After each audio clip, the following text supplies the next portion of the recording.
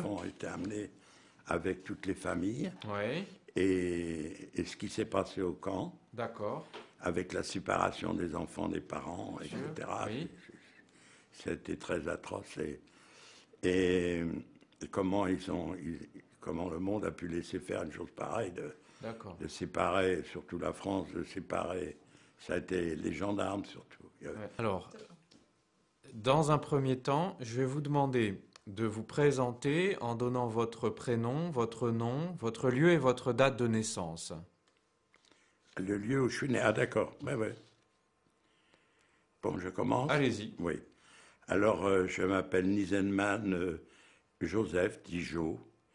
Et je suis né le 1er 11-23, c'est-à-dire 1er novembre 1923, à Lublin, en Pologne. Et nous étions une famille de 5 personnes, euh, c'est-à-dire 2 sœurs et mes parents, moi-même. Et nous vivions en Pologne. Je suis né à Lublin avec mon grand-père. Ils avaient 10 enfants. Mon père avait 10 frères et sœurs, donc une grande famille.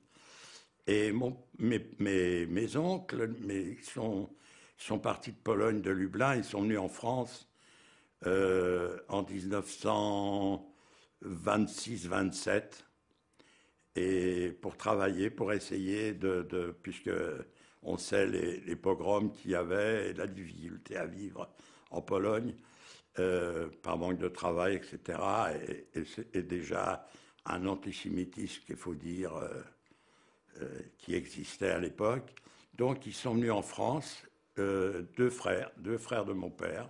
Ils se sont installés ici en France, ce qui a fait que mon père, également 29, a décidé de les rejoindre. Il est venu en France, il a commencé à travailler. Nous sommes restés en Pologne parce que avec 3 enfants, il n'aurait pas pu faire le travail qu'il voulait faire. Donc, nous, on est arrivés après, 4 ans après, en 1933. Alors, vous voyez un peu, en 1933, vous voyez un peu cette séparation, déjà. Et puis, je suis arrivé en France, j'avais 9 ans. Et aussitôt, nous avons été à l'école, mes sœurs et moi, l'école de la rue Tlemcen, dans le 20e, près de la rue des Amandiers, la fameuse rue des Amandiers, où tant de juifs émigrés ont été raflés et déportés. Et puis bien, ça se passait très très bien, on apprenait la langue, je suis arrivé, je ne connaissais pas le français, donc on m'a mis à côté d'un petit garçon qui était comme moi, d'origine juive, et il parlait le yiddish, et ça, dans le monde entier, le yiddish sauvait pas mal de gens. Et il m'expliquait ce que la maîtresse disait, et petit à petit, j'ai appris le français. Et puis, pour rire un peu, mes parents me demandaient toujours tu vas apprendre tous les mots que tu vas apprendre, tu vas nous les dire, les premiers mots qu'ils ont appris, c'est des mots grossiers, automatiquement. C'était les mots des gosses.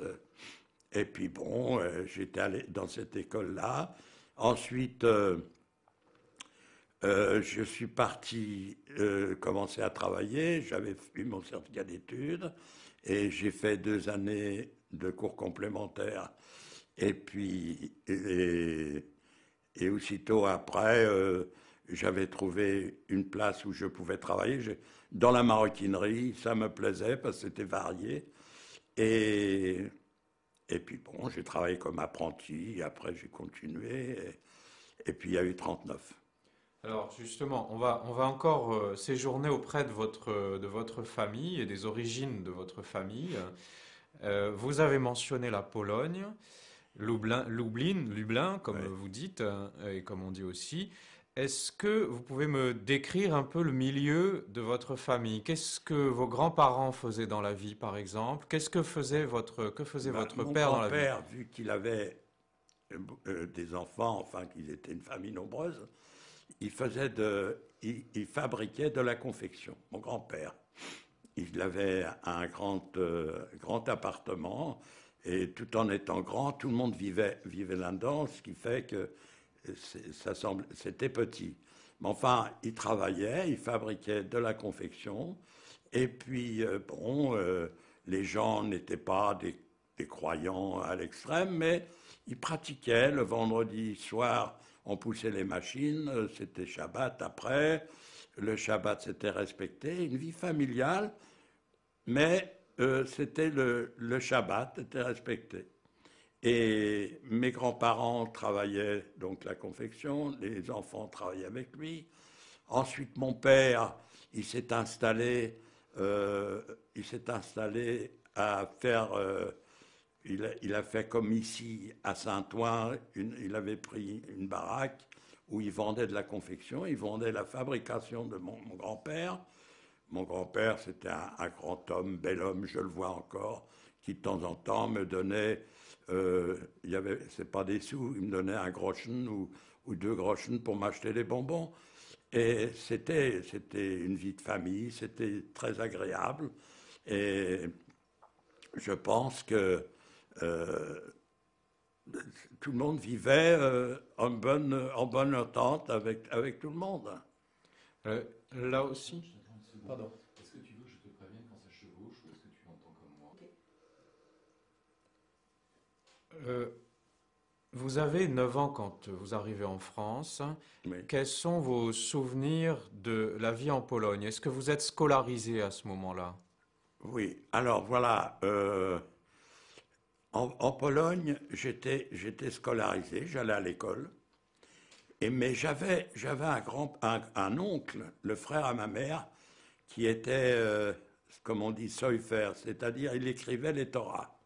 Un homme très très pieux, c'est du côté de ma mère.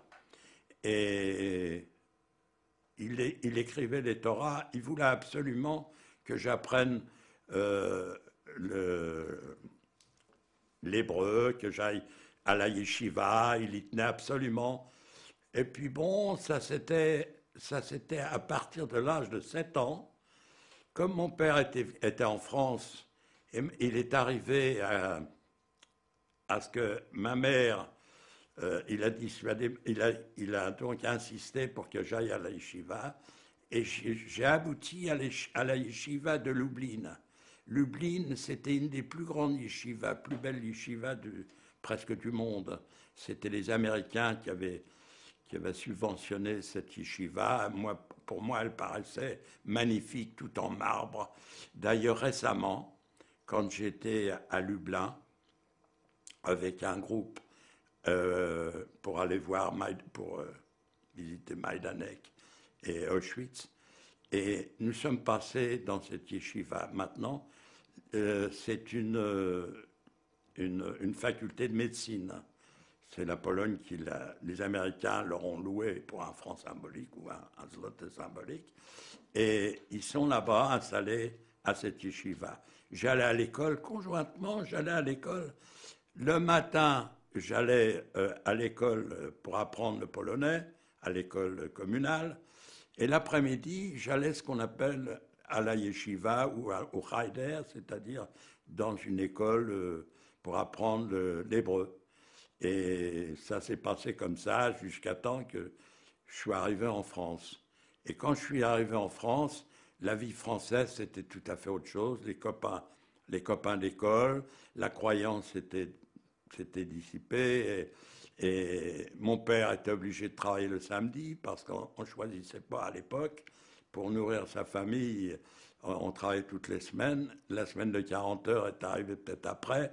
Mais dans la confection que mon père faisait, on travaillait à domicile et c'était difficile de ne pas travailler le samedi parce qu'il fallait livrer dès le lundi matin et souvent c'était pas terminé. Alors donc le samedi c'était exclu. Alors donc la croyance juive, mais ma mère elle allumait les bougies le vendredi soir et puis on allait à la synagogue pour les fêtes, Yom Kippour, etc. Et on était heureux, hein, ça. On était heureux parce que d'ailleurs en France, il n'y avait pas, on entendait par-ci par-là à l'école, sale juif, mais bon, on n'y prêtait pas attention, hein, c'était pas. Il suffisait de répondre et ça se passait très très bien. Et puis on se faisait à l'école des copains qui étaient... il y avait de tout, il y avait des Espagnols, il y avait des Italiens qui, même eux, se faisaient traiter de macaroni. Mais enfin, c'était à la rigolade. Donc, à l'école, on apprenait bien, on avait des profs qui étaient extraordinaires, moi je trouve extraordinaires pour les immigrés.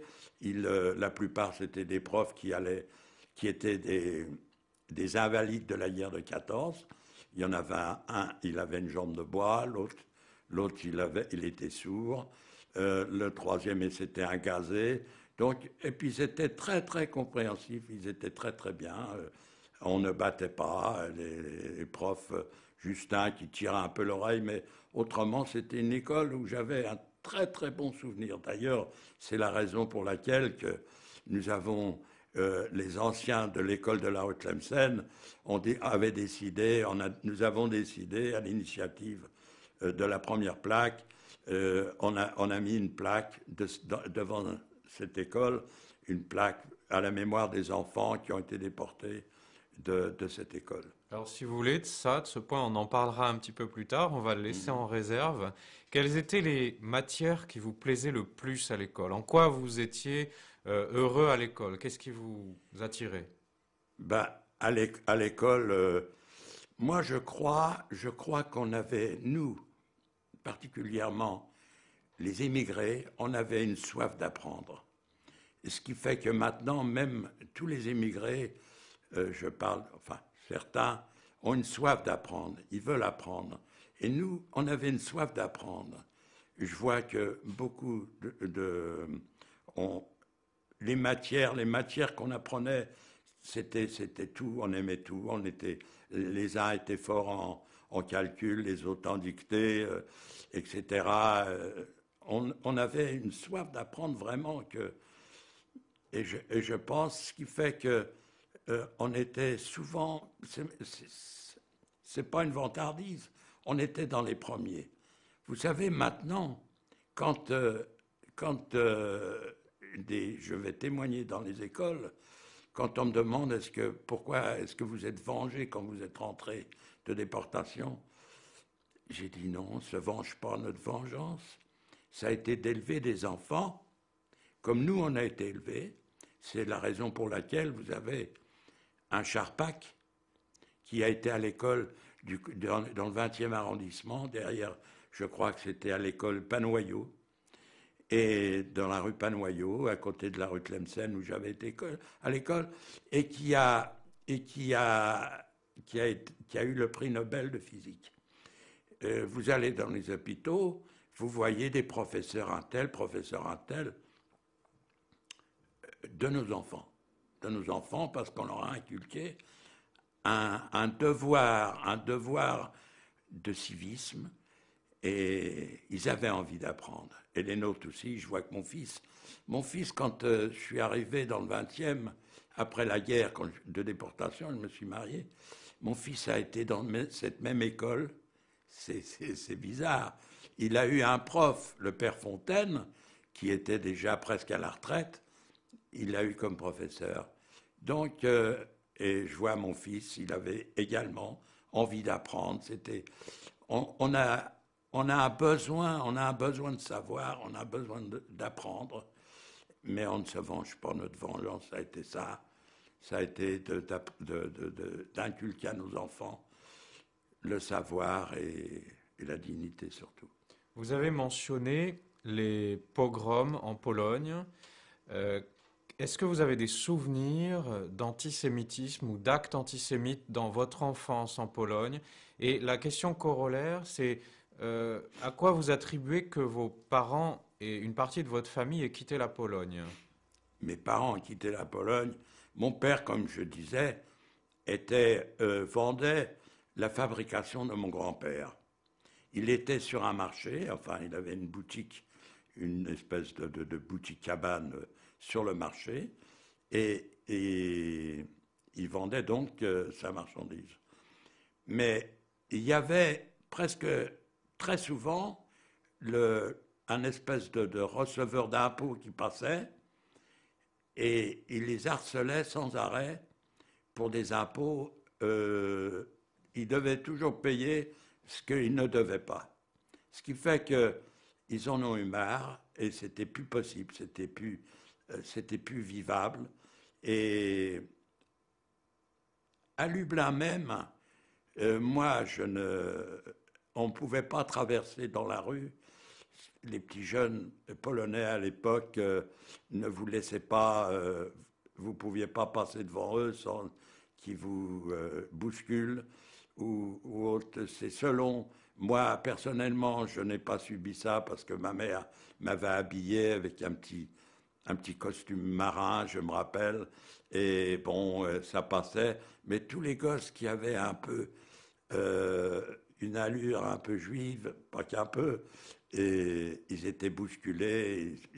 C'était très très dur pour le juif à l'époque, parce que le polonais était très croyant. Le polonais était très très croyant parce qu'il y avait des possessions qui passaient pour la Vierge Noire, je ne sais pas à l'époque. Et, et c'était une haine contre les Juifs.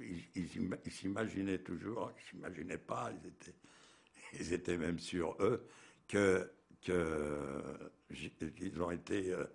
Les Juifs ont crucifié Jésus, et puis que le sang des Juifs, des enfants, des petits-enfants polonais, le matzah était fait avec ça. Enfin, ce que maintenant on voit dans certaines émissions, on voit ces scènes qui se reproduisent. Là aussi, j'ai une question sur l'environnement. Est-ce qu'il y a dans votre famille un engagement politique particulier? Euh, mes parents la plupart, ils étaient socialistes, hein, socialistes de gauche. La plupart des juifs, enfin, étaient surtout, ils étaient socialistes de gauche. Mais il y avait aussi des communistes, ceux qui étaient communistes. Alors ceux-là, ils étaient vraiment malmenés. Ils étaient malmenés dès qu'on les arrêtait, ils appartenaient, ils avaient tendance communiste, ils leur cassaient les dents. C'est la raison pour laquelle, à l'époque, on voyait des jeunes hommes qui avaient des dents en métal tout devant, parce que les communistes, juifs communistes, on leur cassait les dents. Et ils faisaient de la prison, et beaucoup sont partis de la Pologne à cause de ça. À cause de ça, ils sont partis soit en France ou dans d'autres pays. Et à l'époque, c'était assez difficile de vivre. C'est un peu ça que j'appelle les pogroms. Et puis dans les villages, c'était. Alors à ce moment-là, moi j'étais gosse, à 9 ans déjà, je suis venu en France. Avant 9 ans, c'était l'école, c'était le Heider ou la yeshiva. Et bon, j'ai appris. Et quand je suis arrivé en France, tout ça, ça ne comptait plus. Parce que le français, quand j'ai une dictée, je ne parlais pas le français. Quand il y a une dictée, j'écrivais phonétiquement. Et ce qui fait que, malgré que j'avais 9 ans, je suis rentré à 9 ans, 9 ans et demi à l'école, on m'a mis dans la petite classe, dans la classe de 6 ans, parce que j'avais écrit en polonais. Mais je savais déjà écrire, ça m'a beaucoup aidé. Mais le reste ne me servait pas, puisque le yiddish, bon, on le parlait, mais le yiddish, l'hébreu, en France, m'a pas tellement servi. C'est uniquement pour une prière ou autre. Mais en Pologne, je connaissais vraiment les prières grâce à mon oncle qui était solfaire. Tous les soirs, il m'emmenait pour la prière du soir, Menre, Maref, et puis pour les fêtes. Une anecdote, je me rappelle, mon grand-père avait un espèce de balcon. Je ne sais pas si on peut appeler ça un balcon. Il en a fait une cicotte. Et, et pour se faire un petit peu d'argent, les gens qui avaient les moyens, ils venaient manger dans cette cicotte. Et ma mère était venue avec moi, mon père était en France, était venu avec moi pour préparer le poisson farci, la carpe farcie et autres pour manger. Et la nourriture était fournie. Et les gens venaient. moyennant une certaine somme, il passait, il mangeait sous la sous-cote. Et moi, j'étais venu habillé comme un petit lord. J'étais arrivé le matin, je m'étais assis autour de cette table et je voulais plus bouger. Je pensais que le soir, sous la sous-cote, je vais manger avec tout le monde. Et je suis resté assis comme ça toute la journée jusqu'au soir où les gens sont arrivés et mon grand-père m'a dit, Yossaleh, c'est le diminutif de Joseph, il m'a dit, viens, va dans la cuisine avec maman. Et je me suis mis à pleurer, j'ai ce souvenir. Pour moi, c'était un souvenir atroce parce que j'étais assis toute la journée pensant que je vais manger sous la sous-cote. Et puis je me suis retrouvé dans la cuisine avec maman et ma mère m'avait consolé. Voilà, c'est une anecdote. Et la croyance se passait en très bons termes. Voilà. Monsieur Nisenman, alors quelle langue parle-t-on à la maison, que ce soit en Pologne ou en France? Ben, en France, avec mes parents, ils voulaient parler le français. Donc on leur parlait en français. Et puis si des mots qu'ils ne comprenaient pas, on leur expliquait en yiddish. Mes deux sœurs, qui étaient plus jeunes que moi, pareil, on parlait français. Mais beaucoup, on parlait souvent, on leur expliquait en yiddish. Donc on connaissait bien le yiddish. Et le français, bien sûr, à l'école. Ce qui fait que malgré que je suis arrivé à 9 ans, j'ai pas eu un accent, j'ai plus un accent titi du 20e que. Voilà. Et donc, c'était uniquement le français. Et vos sœurs, à quelle époque sont-elles nées? Alors, ma sœur, l'aînée, elle avait 1 an de moins que moi, donc elle est arrivée, elle avait à peine 8 ans, et ma petite sœur, euh, elle avait 2 ans, quelque chose comme ça. Donc en fait, vous étiez 3 enfants. On était 3 enfants, oui. Et Et puis, bon, mes parents travaillaient. Comme ils travaillaient à la maison, moi, il fallait s'occuper de la petite sœur. Alors, à chaque fois, c'était. Alors, que j'emmenais ma petite sœur aller se promener, ou si je voulais aller au cinéma, une fois, il fallait absolument que je l'emmène. Mes parents ne voulaient pas me laisser aller au cinéma le jeudi si j'emmenais pas ma petite sœur. J'avais emmené, elle a eu peur du noir, et il a fallu que je rentre à la maison avec vraiment, surtout que c'était à l'époque les films de gosses, Tarzan ou autres, ce qui fait que on s'occupait de la petite sœur. Ma sœur aidait à la cuisine. Et ce qu'il y a, la plupart des immigrés qui habitaient le quartier, le 20e, il ne faut pas croire qu'ils avaient des palaces. Nous, on était déjà bien lotis parce que mon père, vu qu'il est resté 4 ans avant nous, il a pu mettre quelques sous de côté. On a eu un logement de 2 pièces, cuisine. Il n'y avait pas de salle de bain, mais il y avait les water. C'était un grand avantage. Mais la plupart des familles qui vivaient dans le quartier, avec des enfants, et souvent je respectais ces gens, ces mères de famille qui n'avaient pas l'eau courante, qui descendaient hiver comme été dans la cour pour prendre de l'eau, et qui avaient 4 ou 5 enfants, et des fois plus, comment les enfants, il fallait voir comment ils venaient à l'école propre, avec leur petit tablier, parce qu'à l'époque, tous les gosses de l'école avaient un tablier et que les parents confectionnaient, bien sûr, et en satin noir ou avec soit des bordures rouges. Et tous ces gosses venaient proprement habillés. C'était extraordinaire.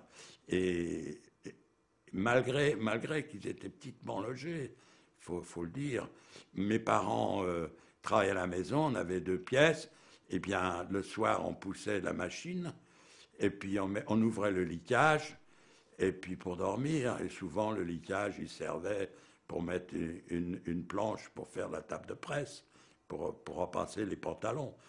Donc, mais on était heureux. On était heureux. Moi, franchement, la France, j'avais un très, très vraiment, j'étais vraiment heureux. Et je pensais que ça, bon, il y avait la guerre. Est-ce que, voilà, justement, est-ce que on peut parler des débuts de la drôle de guerre? À cette époque, vous êtes adolescent, vous avez 15-16 ans. Est-ce que vous vous souvenez du contexte du début de la drôle de guerre? Est-ce qu'on parle à la maison de tout ce qui se passe dans le Ben, monde? la guerre, je peux la citer en plusieurs mots, parce qu'en un mot, c'est on était tranquille, on pensait que la ligne Maginot va nous protéger, et puis, mais on savait déjà ce qui se passait. Mon père écoutait la radio, il savait ce qui se passait dans le monde. Et puis, comme il comprenait l'allemand, quand il entendait en Allemagne les discours qu'il y avait antisémites, eh bien, sincèrement, vulgairement, il n'emmenait pas large. Franchement, il avait peur pour nous. Mais, toujours pareil, il pensait que la France est un grand pays qui sait se défendre. Jamais, jamais, il ne voyait pas les Allemands venir en France. Mais enfin, une guerre pour les Juifs, jamais on n'aime pas la guerre. Vous savez, on est très pacifiste. Peut-être des fois, je dirais que, mais on sait se défendre maintenant. Mais à l'époque, on ne pensait pas. Et quand il y a eu 39, mon père s'est engagé dans l'armée. Mais il a été renvoyé, il avait 44 ans, et puis je crois à peu près, ou 34, ou 42, je ne pourrais pas vous dire exactement. Et il a été renvoyé à la maison parce qu'il avait 3 enfants, et puis il n'avait pas besoin tellement à l'époque. Et les étrangers, il y avait beaucoup de gens qui s'étaient engagés, les jeunes qui avaient l'âge 18, 19, 20 ans, qui s'étaient engagés. Et nous, en 1939, on a été évacués avec ma mère et mes sœurs, on a été évacués. Mais attendez, ça ne s'est pas passé comme ça. Dans le 20e, étant donné qu'il y avait beaucoup d'enfants et beaucoup d'émigrés, on a évacué que ceux qui avaient la nationalité française. Et ceux qui n'avaient pas la nationalité française, on a évacué très peu. Ce qui fait que j'ai réussi, avec un cousin qui habitait le 2e arrondissement, avec ses parents, on a réussi à partir avec le 2e. On est arrivé à Digny, dans l'Eure-et-Loire, on a été évacué. Je me rappelle, mon père, quand il nous a vus partir, il a pleuré. Il a pleuré parce qu'il nous a accompagnés jusqu'à la gare, et il a pleuré parce qu'une séparation, on s'était déjà séparés en 29 quand il est venu en France, et c'était dur pour lui. Mais il fallait travailler, il fallait vivre. Et nous avons été évacués à Digny, dans l'Eure-et-Loire. Et moi, je me suis engagé pour travailler à la batteuse, parce qu'en 1939, tous les paysans avaient été mobilisés. Fallait rentrer. La moisson a été rentrée, il fallait la battre. Et donc, je m'étais engagé à la batteuse, et pour la période où on a été évacué. Puis après, on a vu que ça ne servait à rien du tout d'être séparés. On est retourné à Paris. Mais entre-temps, en 1938, je me rappelle à peu près 1938, il y a un Allemand c'était un juif allemand. Il s'est évadé du camp de Dachau. Il s'est évadé, un gaillard, il s'est évadé du camp de Dachau. Il est arrivé en France par quel cheminement, je ne pourrais pas vous dire. Et il a expliqué ce qui se passait en Allemagne. Et il a expliqué que les Juifs étaient au camp et que c'était affreux, c'est ce qui se passait. Donc il a pris ce gaillard, il l'a emmené à la synagogue de la rue Jean-Croix. Alors, qui l'a pris? Vous l'avez connu, cet homme? Ah oui, oui, oui, je l'ai bien connu. C'était un homme qui était costaud, vraiment. C'est grâce à ça, peut-être qu'il a réussi, avec des complices, il a réussi. Et c'était en Allemagne, il parlait l'allemand impeccable, il a réussi à s'évader et passer en France. Et ça, c'était en 1938. Mais quand il y a eu la guerre en 1939, les Allemands ont été arrêtés. Il avait commencé à travailler. Mais alors, à la communauté où mon père l'avait amené, quand il a expliqué tout ça, les gens y croyaient sans y croire. Mais ils disaient, comme mon père il pensait aussi, hein, la Limagino, les Français, les piou-piou, ils vont pas laisser les Allemands comme en 14, ça, hein. Mais bon, ça s'est passé autrement. Il y a eu l'exode. Et puis cet Allemand, en 1939, quand il y a eu la déclaration de la guerre, on l'a mis au camp de Gurs. On l'a mis dans un camp parce qu'il était allemand. Et alors, ce qu'il y a, on disait à la population civile, on disait que c'était des gens de la 5e colonne. Il y avait déjà un espèce d'antisémitisme, un anti... parce que tous les opposants au régime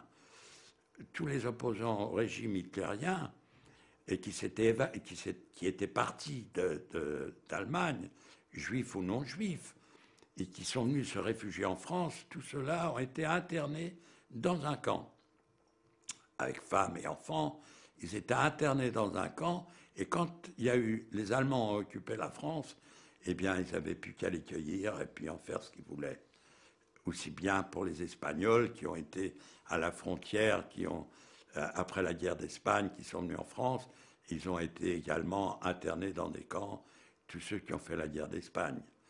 Et donc, en 1939, après l'évacuation, nous sommes rentrés à la maison. Et c'est après qu'a commencé les lois anti-juives, tout ça s'est arrivé. On n'avait plus le droit d'aller au cinéma, on n'avait plus de droit au vélo, on n'avait plus le droit à la radio, etc. Toutes ces lois.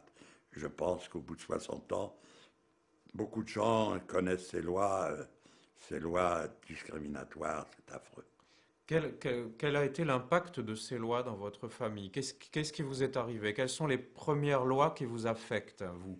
Les premières lois, c'était d'abord il fallait se recenser, tout le monde s'était recensé, et puis les Juifs n'avaient pas le droit d'aller au cinéma, on n'avait pas le droit de réunion, on n'avait pas le droit de radio, bien sûr, ni écouter la radio.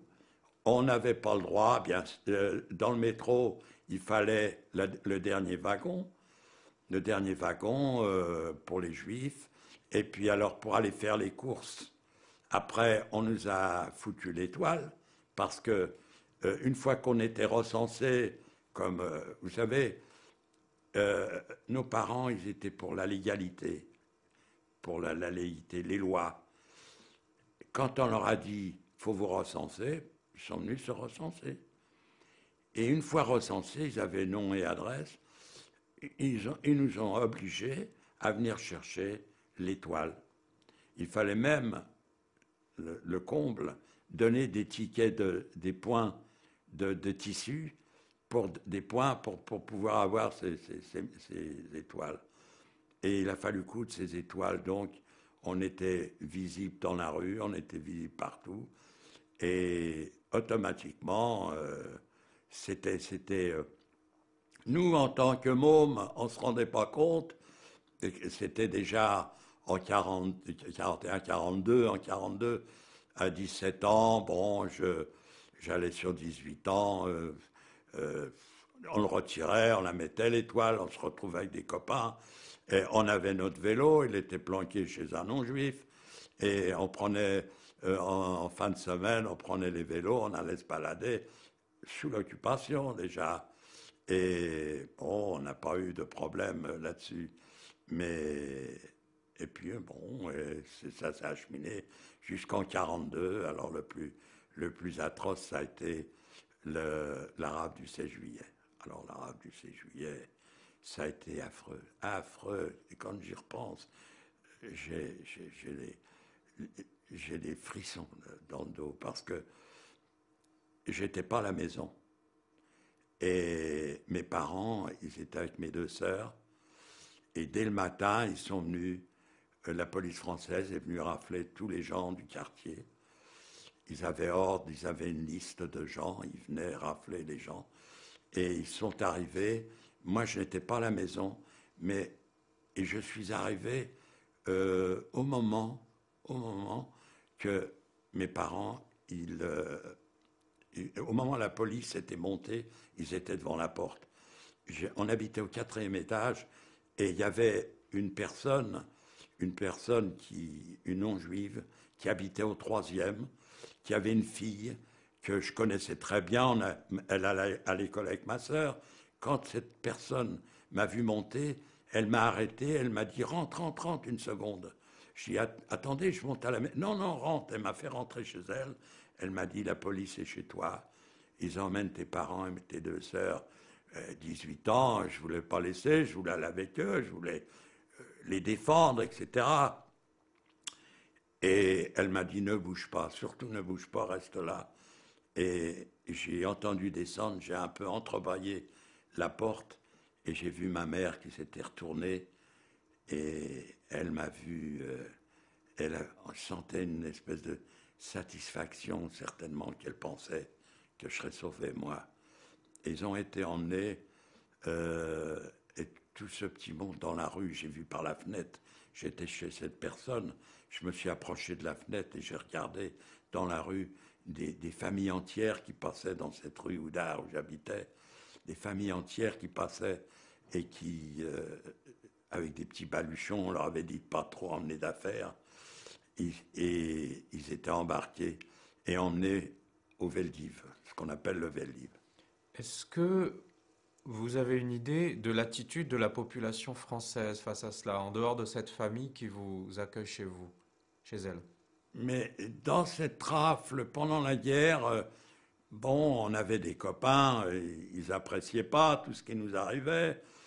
Bon, malgré que des fois, entre copains, on se faisait traiter de sale juif, mais bon, il n'y avait pas l'antisémitisme à l'école. Entre copains, il suffisait d'avoir un pantalon plus neuf que le leur. Il y avait une petite jalousie, mais ça, c'est propre à tous les enfants. Mais on n'avait pas cet antisémitisme entre copains. Mais la population, quand ils nous ont vus passer, je ne peux pas savoir ce que les gens y ressentaient. Il n'y avait pas d'opposition. Il n'y avait aucune opposition. Les gens, ils étaient emmenés. Je ne sais pas s'ils s'en foutaient ou pas, mais les gens étaient emmenés. Et on a emmené des milliers de personnes. On a mis au Vélodrome d'hiver. On a parqué des milliers de personnes avec tout ce que ça comporte. Si vous savez que le Vélodrome d'hiver, c'était une piste cyclable avec une verrière au-dessus, en plein mois d'août, en plein mois de 16 juillet, où ils ont été, il faisait une chaleur, il n'y avait pas de point d'eau parce que ce n'était pas prévu pour, les water non plus. Alors tout ça, ça débordait, et les gosses étaient dans leur excrément. Quand vous rentrez là-dedans, ils n'avaient pas envie d'aller au water, ça fait qu'ils faisaient dans leurs culottes. Des tout petits, des fois de 4-5 ans, ils jouaient sur la piste cyclable parce que ça descendait. C'était en descente, hein, c'était un peu... c'était une piste en bois, là, ils se laissaient glisser. Ils ne se rendaient pas compte, mais je pense à ma mère avec ses 2 enfants et mon père et ses frères avec leurs enfants. Je pense à eux. Pendant plusieurs jours, je ne me rappelle plus, j'ai occulté la période, je crois que c'est 5-6 jours, ils sont restés là, sous les spots, toute la nuit, les hurlements. Vous vous rendez compte, des milliers de personnes, il n'y avait pas d'hostilité. Non, parce que personne n'a rien fait, même la police. La police était stricte. Certains, il faut le dire, sont venus prévenir dans notre quartier, j'en connais, mon père était prévenu de s'en aller ce jour-là, le 16 juillet, qu'il va y avoir une rafle. Dans le quartier, vous aviez des inspecteurs qui étaient très bien, et ils venaient prévenir, et ils ont prévenu. Mais un père de famille qui n'a pas, même avec la langue, s'il parle, il se fait tout de suite prendre, il se fait ramasser avec son étoile dans la rue. Et où voulez-vous qu'il aille sans argent? Il était accepté nulle part, dans quel pays? et ils n'avaient pas les moyens de partir. Alors dites-moi, oui, pardon, on change la cassette là. Ah oui, Moi, ce que j'aimerais faire maintenant avec vous, c'est essayer de reconstituer le fil de cette journée du 16 juillet pour vous. Parce que quand vos parents sont arrêtés, vous n'êtes pas à la maison. Alors, où êtes-vous? Comment ça se passe pour vous? oui. Alors, quand mes parents ont été arrêtés, ils étaient emmenés, moi je ne pouvais pas bouger. Dans cette rafle qu'il y avait, il y avait des inspecteurs, la police dans les rues, qui, dès qu'ils voyaient une personne, juif ou non juif, ils lui demandaient les papiers, surtout dans le quartier. Tout était passé au crible. Et je ne pouvais pas bouger. La dame chez qui j'étais ne voulait pas que je sorte. Elle m'a dit surtout pas, ne sors pas. Et dans l'heure de midi, sa fille était descendue acheter un bif. J'ai mangé avec eux. Et puis je suis resté. Et puis l'appartement était vide. Chez moi, l'appartement était vide, étant donné que les parents, ils avaient été emmenés. Donc, on savait qu'il n'y a plus personne, il n'y aura plus de rafle là-dedans. Et pour dormir, je suis monté à la maison. J'ai dormi chez moi.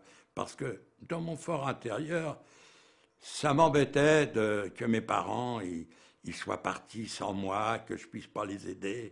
J'étais quand même une force vive et je pouvais peut-être les aider. On ne se l'imaginait pas, on ne savait pas ce qui allait se passer. Et j'ai dormi à la maison, tranquille, mais avec la pensée, avec ma famille qui était emmenée, je ne savais pas où, et on savait pas où ils avaient été emmenés. Et étant donné que je n'étais pas sorti, et je ne pouvais pas aller au renseignement, alors ce qui fait que j'ai dormi à la maison. Le lendemain matin, j'ai déjeuné, j'ai mangé ce qu'il y avait à la maison et je suis descendu encore chez cette dame et je suis resté 2, 3 jours. Et j'ai su par la gardienne en bas qu'il y avait une cousine qui cherchait absolument à me rencontrer. Et puis, elle était recherchée par la Gestapo. Les raisons, je ne sais pas, d'après ce qu'on m'a dit. Elle faisait partie d'un réseau de résistance. Je ne pourrais pas vous dire, elle n'a jamais voulu m'en parler. C'était une personne qui avait déjà 26, 27 ans et elle s'est cachée. Sachant que la police avait raflé ma famille, elle s'est cachée à la maison avec moi.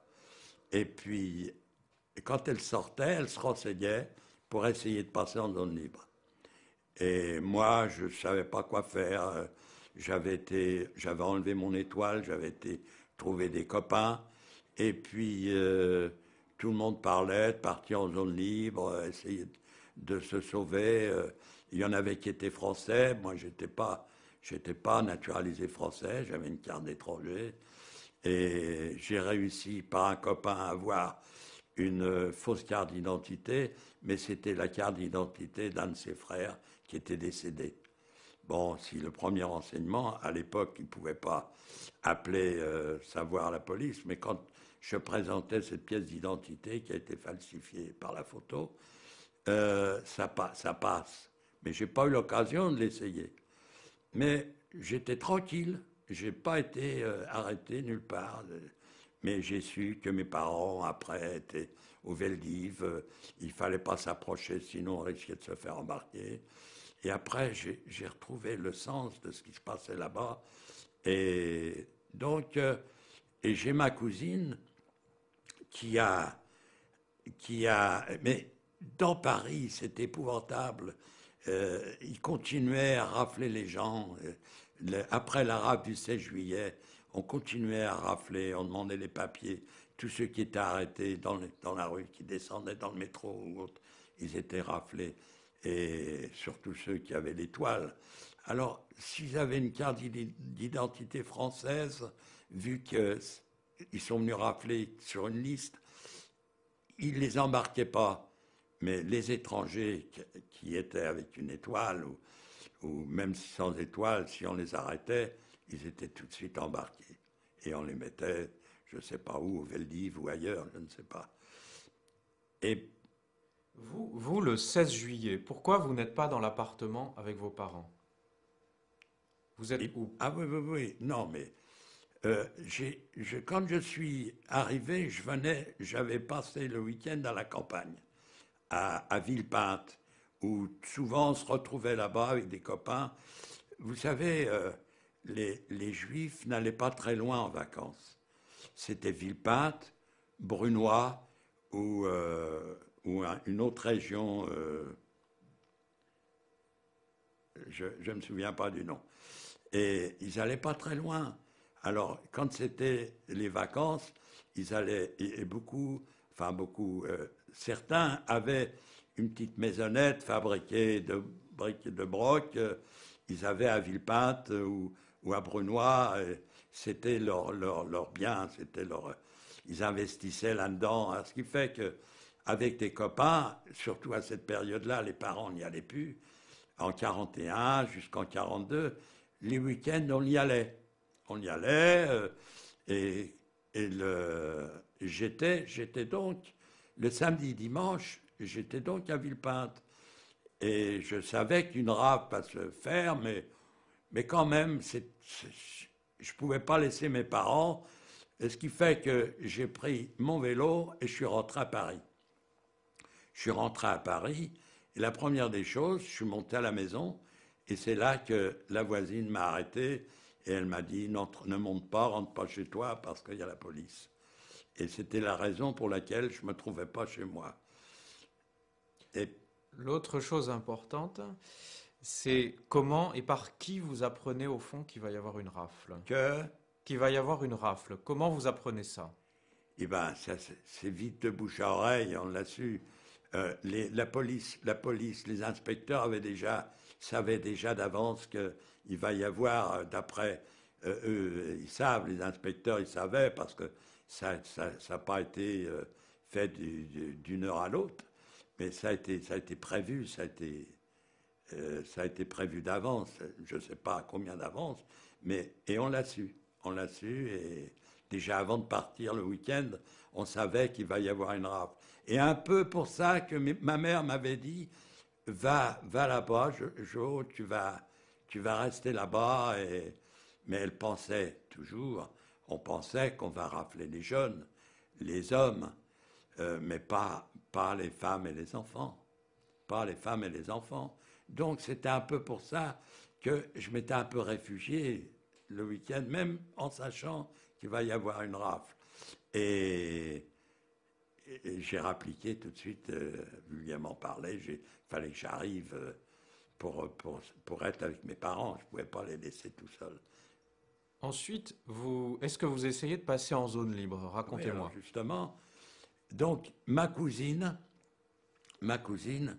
elle m'avait dit, tu devrais faire avec moi, partir en zone libre. Mais bon, ça coûtait de l'argent. Il fallait payer un passeur, il fallait prendre le train. Et ma mère, en partant, elle avait un petit gousset de tous leurs biens. Autour du cou, elle avait ce gousset. Et elle m'a laissé très très peu d'argent, très juste de quoi. Elle ne pensait pas que c'était pour toujours qu'elle partait. Et donc j'étais sans le sou. Et j'ai contacté des copains à moi qui devaient être au parti je m'en doutais. Ils m'avaient dit, viens, on va partir en zone libre, et de là, on partira en Espagne. Il y avait deux qui étaient plus âgés que moi, ils avaient une vingtaine d'années. Ils dit, on va partir en Espagne, et en passant de la zone libre, parce que je pense qu'ils voulaient déjà s'engager, ils avaient peut-être des filières. J'étais avec eux, on a pris le train, ils avaient une filière à Bourges. Mais Bourges n'était pas la ligne de démarcation. Donc ils avaient quelqu'un qui devait nous prendre, et puis en camion, on devait passer la ligne et aller en zone libre. Et donc on s'est réunis, on était 5, 4 copains à moi et moi-même, on s'était réunis dans un café, mais le café qu'on nous avait donné pour se réunir, on n'a pas voulu rentrer parce qu'on ne sait jamais. On s'est installé dans un café en face et nous avait dit, il y a un camion qui va arriver, vous montez dedans sans rien dire et puis on vous emmène pour passer. Et quand on a vu arriver le camion, et dessus il y avait un homme avec une cotte bleue, on s'est dit, ça y est, on est sorti du café, on est monté dans le camion, puis on a été emmené jusqu'à la prison de Bourges. Et ça a été facile, il y avait tout de suite 2 soldats qui sont arrivés derrière. Le chauffeur du camion était sorti avec le gars derrière, et on a été emmené à la prison de Bourges. Alors là, c'était pour dire qu'est-ce qu'on venait faire à Bourges et tout. Mes papiers, je les avais déchirés, je les avais cachés, entre-temps déchirés et cachés, parce que c'était les papiers d'un mort, et je voulais pas... Et puis, ce qui fait que j'ai tout dit, j'étais juif, j'avais pas mes papiers, etc. Alors, je me suis trouvé en prison à Bourges. Je suis trouvé à Bourges, on m'a mis dans une prison. J'étais avec un petit blouson, avec un petit pantalon quelconque. On a vite fait de me fouiller parce qu'ils cherchaient, dans les prisons, il y avait la Gestapo. Ils cherchaient de l'argent, ils cherchaient des bijoux. Beaucoup, il y avait des gens déjà qui venaient de Belgique ou de Hollande, qui ont voulu passer. Ils se sont fait arrêter dans le train et on les a fait descendre à Bourges et on les a mis en prison, ceux qui voulaient aller jusqu'à Vierzon. Et puis, Vierzon était la ligne de démarcation. Et puis, on m'a mis dans une prison, on était 19 dans cette pièce. Et je me suis retrouvé avec un copain à moi, un copain de Belleville, qui était là. C'était affreux. Il était avec son père. Il avait son petit frère. Il y avait sa mère et un autre frère un peu plus grand. Et ils ont été séparés.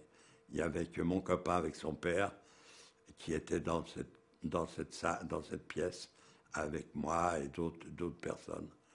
Et et je pense à cet homme qui, sachant que sa femme est en prison avec ses enfants, et il a son fils à côté de lui, et il ne peut rien faire, ça devait être affreux. Ça devait être affreux. Et puis bon, de là, la prison nous a... quand j'allais aux toilettes, enfin les toilettes se trouvaient dans le fond, je demandais à sortir, j'allais aux toilettes, il y avait une espèce de lucarne qui était avec des grilles, et je regardais dehors, ça vivait, c'était la vie dehors, et je me suis dit, bon ben, je crois que c'est terminé.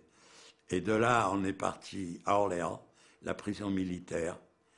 Pourquoi la prison militaire? J'en sais rien, on nous a emmenés à la prison militaire, on nous a questionnés, et puis moi j'avais dit que j'étais juif, je ne me cachais pas, et puis...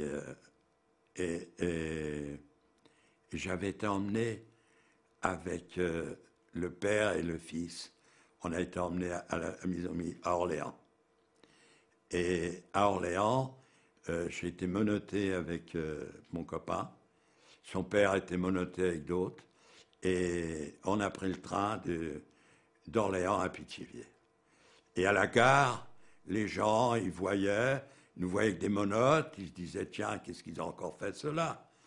Bon, et puis dans le train, une anecdote, c'est un flash qui me revient, c'est le gendarme qui nous gardait, il nous a dit, dans le wagon qui nous emmenait, il nous a dit, ah, écoutez, hein, ne vous évadez pas, hein, parce que je risque d'avoir des histoires.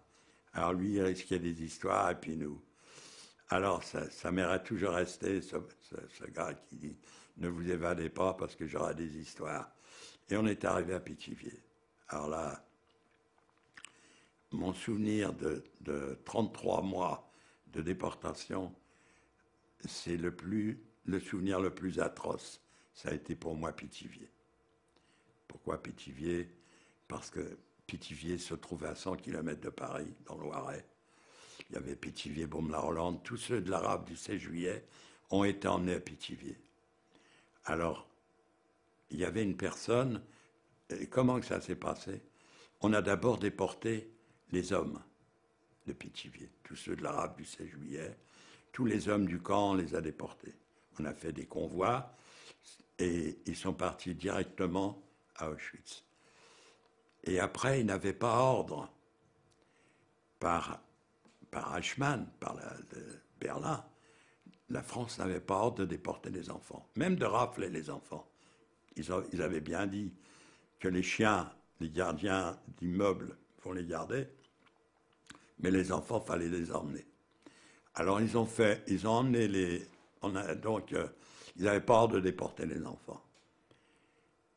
Et ils ne savaient pas quoi en faire. Les enfants qui étaient avec les mamans, mais les Allemands voulaient absolument qu'ils déportent les femmes qui restaient. Comment séparer les femmes? Eh bien, ils y sont arrivés, les gendarmes, à coups de crosse, à coups de jet d'eau. Et vous pensez bien que les mamans, une mère qui se sépare de son gosse, des gosses qui avaient 2 ans, 3 ans, elle se roulait par terre, c'était affreux. Il y a une infirmière qui avait un pavillon pas loin du camp, elle a dit, j'ai entendu des cris, toute la nuit, c'était affreux. Et le commandant du camp, gendarme, je ne sais pas si c'était des gendarmes ou des gardes mobiles à l'époque, il est monté sur une estrade, il a dit, mesdames, là où vous allez, c'est pour travailler. Vous ne pouvez pas prendre vos enfants avec vous tout de suite. Ils vont arriver d'un jour ou deux, le temps que vous prépariez la place. Et tant bien que mal, elles se sont laissées convaincre, peut-être plus mal que bien, mais enfin, elles ont été déportées. Alors ma mère a été déportée avec ma grande sœur et ma petite sœur, qui avait 9 ans, elle est restée là. Elle est restée... alors... Est-ce que vous êtes en train de me dire qu'à Pithiviers, vous retrouvez votre mère et vos sœurs? Votre mère, votre sœur, votre père, qu'est-ce qu'ils sont devenus pendant toute cette période? Ben, mon père, quand ils sont arrivés, tous ceux qui étaient arrivés à Pithiviers, les hommes ont été déportés. Ils étaient emmenés et déportés. Ma mère et ma grande sœur, automatiquement, on les a déportés.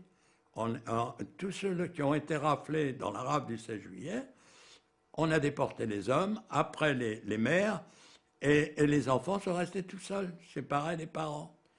Parce que votre mère, vos 2 sœurs et votre père ont été arrêtés avant vous. Avant moi, oui. Vous êtes arrêté à quel moment, en fait? Alors, moi, j'ai été arrêté le 5 août. Et le 5 août, je suis resté environ 6, 7 jours, 8 jours à la prison de Bourges. Ensuite, on a été à la prison d'Orléans, on est resté 2 jours. Et ensuite, on a été à Pithiviers. C'est là que, quand je suis arrivé, je n'ai vu que des gosses. Ils avaient vidé le camp de tous les adultes. Et les enfants à partir de 15 ans, à peu près. Donc, il restait que des gosses, des tout petits. Tous ceux qui ont été raflés dans la rafle du 16 juillet se trouvaient là, aussi bien à Pithiviers que certainement à Beaune-la-Rolande, parce qu'ils ont séparé. L'autre camp du Loiret, il y avait 2 camps, Beaune-la-Rolande et Pithiviers. Donc, il restait que des enfants. Et là, j'ai rencontré une femme qui avait été aussi arrêtée avec c'était une cousine, une grande cousine. Elle s'est fait arrêter avec son petit garçon. Et aussi sur la ligne de démarcation, mais un peu avant moi. Ce qui fait qu'elle est arrivée à Pithiviers, les convois d'hommes et femmes venaient d'être déportés et elle s'est trouvée au camp de Pithiviers quand moi je suis arrivé. La seule chose qu'elle m'a dit, mon fils est en bonne main, il a été sauvé. Et elle m'a dit, ta petite sœur est dans une baraque, elle a la scarlatine. On sait que les enfants se trouveront tous ensemble. Beaucoup n'avaient pas été vaccinés à l'époque. Rougeole, scarlatine, diphtérie et toutes ces maladies infantiles se sont retrouvés au camp de Pithiviers automatiquement. Il y avait un médecin, et je cite son nom parce que c'est un saint, cet homme, qui avait été aussi arrêté dans la rafle du 16 juillet, médecin, et je peux citer son nom vraiment, c'est le docteur Roussac. Et ce que lui, il a fait, il s'est occupé des enfants au camp. Il a fait une baraque spéciale pour ces gosses. Tous ceux qui étaient malades, c'était l'infirmerie. Il n'y avait pas d'infirmière pour s'en occuper. Et comme c'était rougeole, scarlatine, etc., et les gens du camp, il n'y avait plus de femmes ni d'hommes, donc il n'y avait personne pour s'en occuper. Des stagiaires, des infirmières stagiaires, parce que les infirmières diplômées ne tenaient pas à aller à Pithiviers. Hein, donc c'était des petites stagiaires qui s'occupaient. Elles fricotaient plus avec les gendarmes qu'elles étaient à l'infirmerie. Et quand je suis arrivé, j'ai vu ma petite sœur qui avait la scarlatine. Et il y avait tous les gosses, c'est les maladies, où un gosse, 42 fièvres, c'était ça. Hein. Et à boire, je ne savais pas quoi faire. Alors je leur donnais, il fallait leur humecter les lèvres, ce que le docteur Hussac m'avait dit. Et il y avait du sucre. Pourquoi du sucre? Parce qu'il y avait une usine qui transformait le betterave en sucre à Pithiviers. Ils avaient donc beaucoup de sucre, le sucre était sur ticket. Et je leur donnais un petit peu de l'eau sucrée, je leur donnais aux enfants. Et ma petite sœur, comme ça faisait plus de 8 jours qu'elle avait cette scarlatine, et peut-être plus, je ne sais pas. Et je l'ai levée, et j'ai commencé, comme c'était au mois d'août, j'ai commencé à la sortir un peu, la promener, et elle se rétablissait très vite, ça commençait déjà à être bien. Mais les gosses à l'infirmerie, c'était affreux, c'était quelque chose d'atroce, comment le monde, même la France qui était tout près, les gendarmes et tout, on a pu laisser des choses pareilles. Et il y avait une autre baraque où j'ai appris que j'avais des petits cousins. J'avais des petits cousins, j'avais une cousine qui devait avoir une dizaine d'années, et deux petits cousins, cousines. Le garçon, il devait avoir 7 ans, et la petite, elle devait avoir 5 ans. Et ma cousine, elle s'appelait Paulette. Et elle m'a vu, elle m'a dit, oh Jojo, elle croyait que j'étais venu la chercher.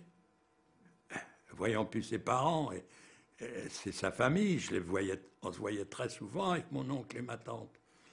Quand elle m'a vu, un sourire, elle est venue vers moi et automatiquement mes 2 petits cousins aussi, puisque Paulette s'est approchée, les autres me reconnaissaient, mais bon, et ils sont agglutinés à moi.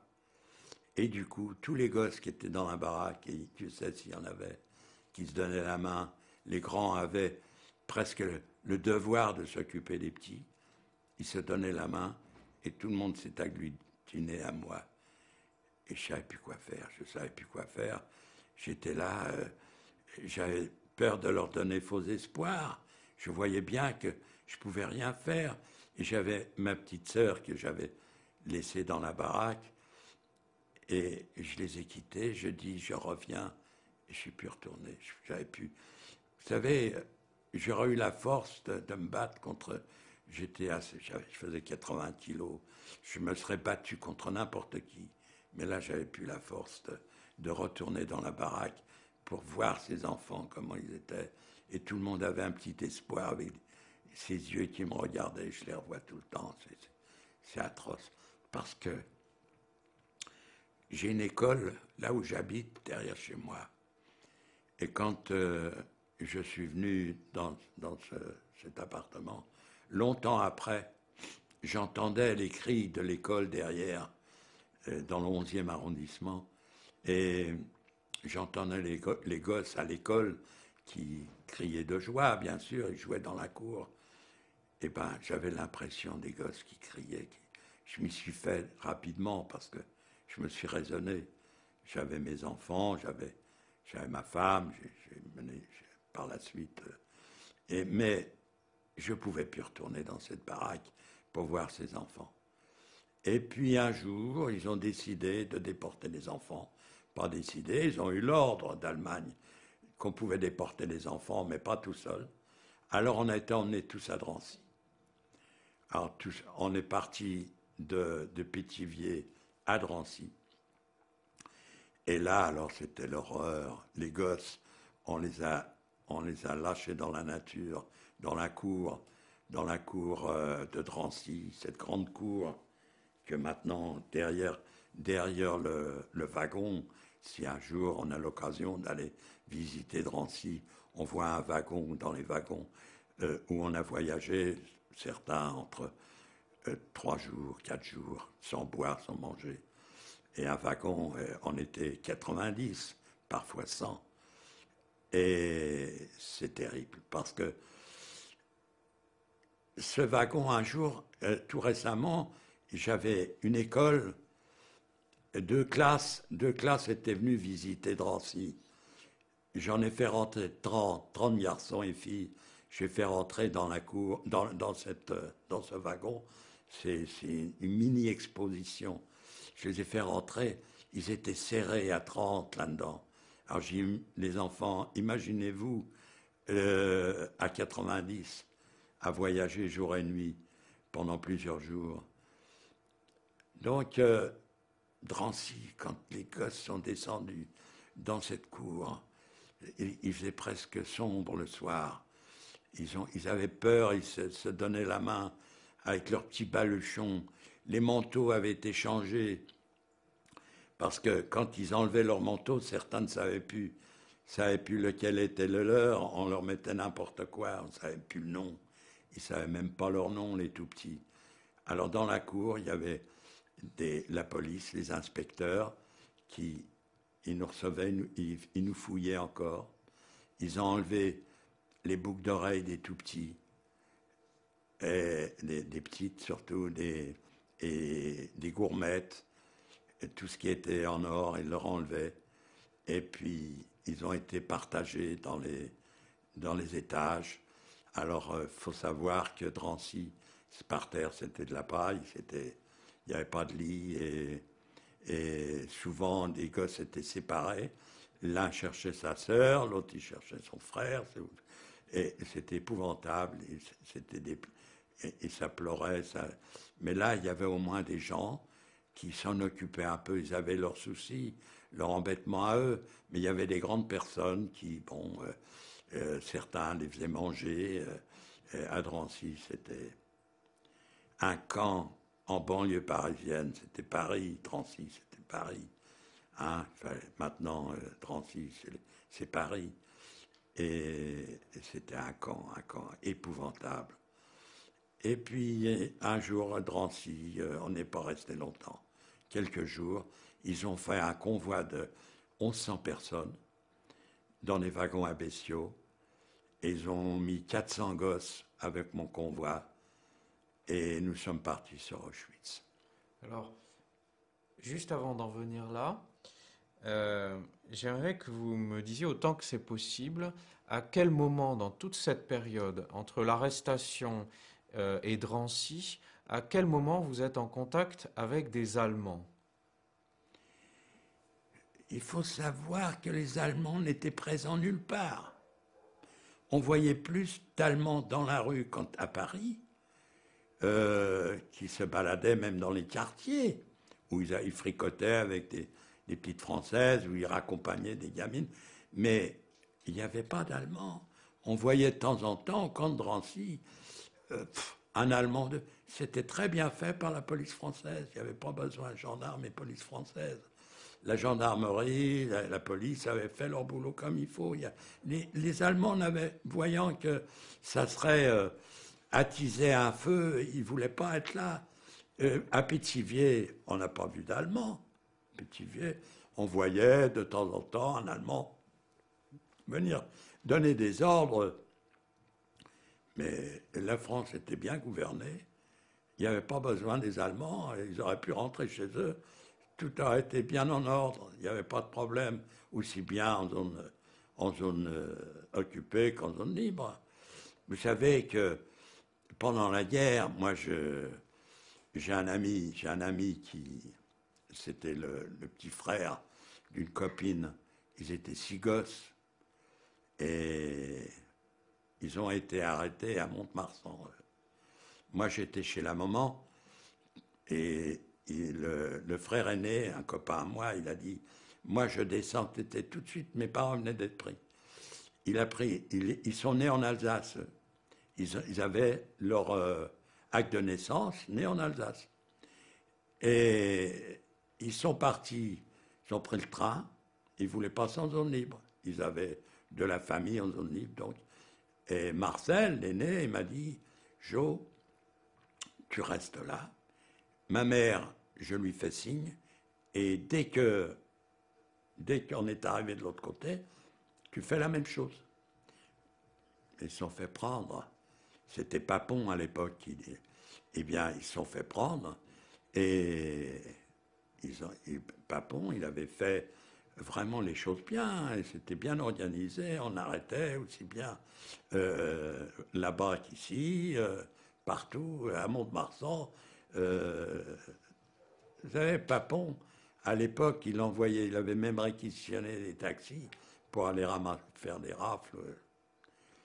Bon, c'est une autre question. Alors, il y a un autre point à propos de Pithiviers, c'est la rencontre avec votre sœur. Quel âge elle a? Est-ce que c'est Rachel? Comment s'appelle-t-elle? Rachel, oui. C'est Rachel. Rachel, oui. Quel âge a-t-elle? À l'époque, elle avait 9 ans. Et qu'est-ce que vous saviez de votre famille à ce moment-là? Est-ce que c'est elle qui vous informe? Non. Et quand moi je suis arrivé, elle avait la scarlatine. Quand je suis arrivé, elle avait encore un peu de fièvre et je l'ai soignée tant bien que mal. Et ce que j'ai su de mes parents, c'était par cette cousine qui a été arrêtée après. Mais elle l'a su par d'autres. Il y en a quelques-uns quand même qui sont restés au camp. Vous aviez ceux qui travaillaient dans la cuisine, et d'autres personnes le docteur Hussac et tous, quand on lui demandait, nos parents, ils nous expliquaient ce qu'ils étaient devenus. Il y a eu un convoi, ils sont partis. Lui-même, il ne savait pas où on allait. Hein. Il n'y a que Papon qui savait, en somme. Et Papon et puis les dirigeants de Vichy, ils savaient ce qui se passait. Faut dire ce qui est. Ils savaient que la déportation, on n'envoie pas dans un wagon des femmes et des enfants sans rien, même par terre. C'est affreux. Vous voyez? Et si on revient un moment maintenant à Drancy, comment apprenez-vous que vous allez être du prochain convoi et à quelle date vous partez? Alors, la veille, ils nous prévenaient la veille de se préparer, qu'on allait partir à l'Est. Qu'on allait partir à l'Est pour travailler. Et puis, la veille, ils nous prévenaient qu'on serait du convoi, de se présenter à tel endroit, sur la place, etc. Et puis, mais ça, c'est des souvenirs que j'ai un peu occultés parce que pour moi, ça ne représentait rien. Ça ne représentait rien, le départ, un convoi. Moi, je voyais déjà l'arrivée, où on va aller, qu'est-ce qu'on va devenir. Même le voyage, qui a été atroce parce que on s'est retrouvé à 90 dans un wagon avec des gosses. Moi, j'avais ma petite sœur. Mon copain avec qui j'étais dans la prison de Bourges, avec son père et son petit frère. On s'est trouvé, les femmes étaient ailleurs, sa petite sœur était ailleurs avec sa mère. On s'est retrouvés. Ce voyage, je me rappelle comment c'était, vous devez vous imaginer qu'il y avait juste une cuvette pour faire les besoins qu'on jetait par là. Il n'y avait pas d'eau, il n'y avait rien. Alors quand le train il s'arrêtait quelque part, on avait la permission de descendre très vite. C'était les Français qui nous gardaient là. On descendait très très vite. On descendait, on allait à un point d'eau. Je ne me rappelle pas si c'était des Français qui étaient dans les wagons en haut qui nous surveillaient. Je ne me rappelle pas si c'était des Français ou des Allemands. Mais en tout cas, on descendait, on avait la permission de descendre chercher de l'eau et on avait un espèce de petit seau pour aller chercher de l'eau. Il y avait 2 points d'eau dans les gares. Et c'était tout de suite assailli par tous les wagons, tous ceux qui descendaient, ceux qui étaient plus près. Et souvent, on remontait dans le wagon, on n'avait même pas d'eau. Et c'est à quelle date? Alors, nous avons été le 24, le 26 août, le train est parti, le convoi numéro 24. Donc, faites un calcul, 24, à peu près 1000 personnes, 1100 personnes par convoi, 24 convois, bon, vous allez vite faire le compte, mais c'était les premiers convois, 24, le convoi 24, et c'était le 26 août 1942. Donc, on a voyagé 4-5 jours, et dans des conditions atroces, atroces. C'était terrible à tel point que j'ai occulté cette période, à tel point parce que les gosses qui voulaient à boire et on n'avait pas de quoi leur donner, à manger on n'en parle pas. On avait amené quelques petits trucs, bon, les premiers jours, on donnait par petits, mais un gosse, il ne veut pas savoir s'il y en a ou on n'a pas, il demande à manger, il demande à boire. C'était affreux. Et alors nous sommes arrivés devant Auschwitz, c'est-à-dire une station avant, et ça a été, bon, une chance pour moi, c'est dans le malheur, que je sois sélectionné. Je sélectionnais pour aller travailler. Ils estimaient qu'ils avaient besoin d'hommes dans la région. Le train s'est arrêté à Kosel. En allemand, c'était K-O-S-E-L. Et on a arrêté les wagons et ils ont crié Raus, raus, c'est-à-dire dehors, dehors. Il y avait des chiens, il y avait des SS. Vous décrire tout ça, vous devez vous douter, on vous l'a déjà raconté. C'était affreux, il fallait descendre vite fait. Ma petite sœur, j'étais obligé de la laisser.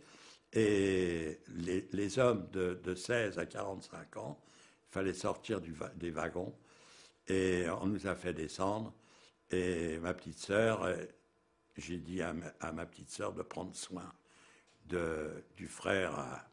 Non, j'ai dit le frère à mon copain de prendre soin de ma petite sœur. Et lui, il en a dit autant à ma petite sœur de prendre soin de son petit frère. Et on les a laissés. Et je pense au père de mon copain qui est descendu avec nous. Il ne voulait pas descendre, mais on l'a obligé. Nous, on l'a obligé. Il serait resté dedans. Il paraissait plus vieux que son âge. Il avait à l'époque, il devait avoir 45 ans. Il paraissait plus de 60. On ne l'aurait pas accepté, mais on l'a fait descendre quand même pour qu'il reste avec nous, pour aller travailler. Et le train est parti après. Comme il n'y avait plus de sélection, il n'y a plus de sélection, ça a été fait à cause. Le train est parti directement à Auschwitz dans les chambres à gaz. Alors, ceux qui vont pour travailler, c'est à peu près combien de personnes? Alors, nous, quand on nous a fait descendre des wagons, on est descendu à environ 250 personnes. 250 de 15-16 à 45 ans.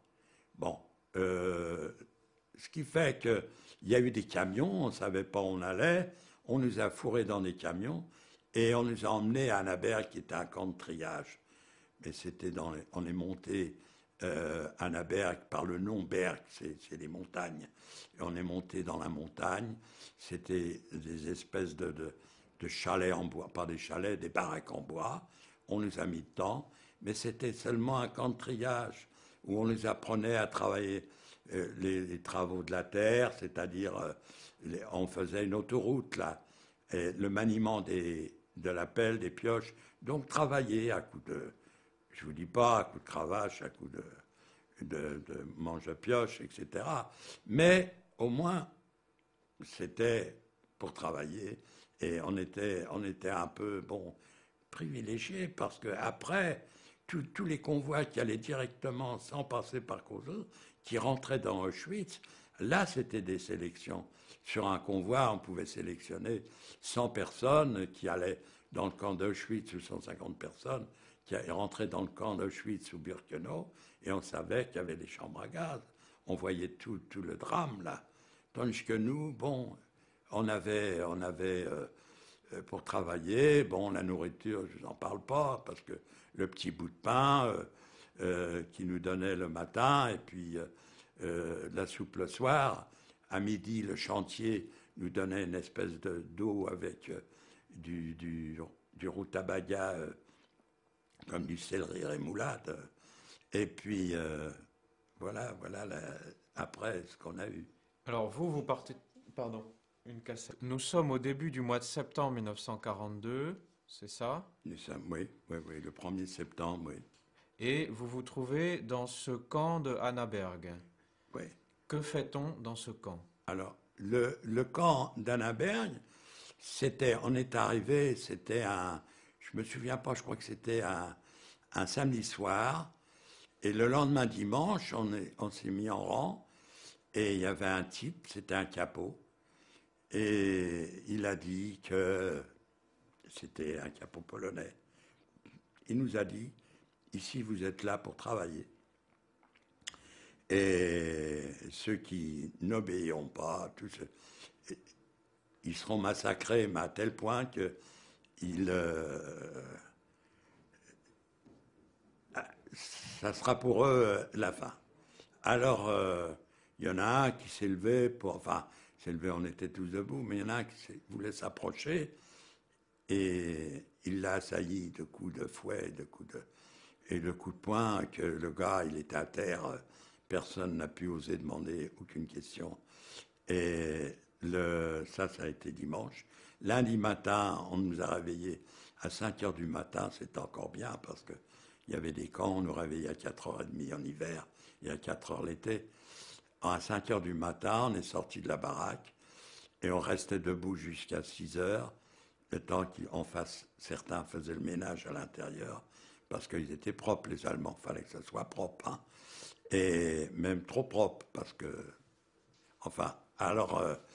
et on partait sur le chantier, on allait à pied, et on arrivait sur un chantier où il fallait faire de la terrasse, parce qu'il faisait une autoroute, à l'époque déjà. Alors, il fallait aplanir, Et puis bon, là, c'était un peu la débrouille, parce que il s'est trouvé que il y avait un contremaître, et c'était un contremaître, ce qu'on appelait Oberschlese, c'est-à-dire mi-allemand, mi-polonais, qui se trouvait à la frontière.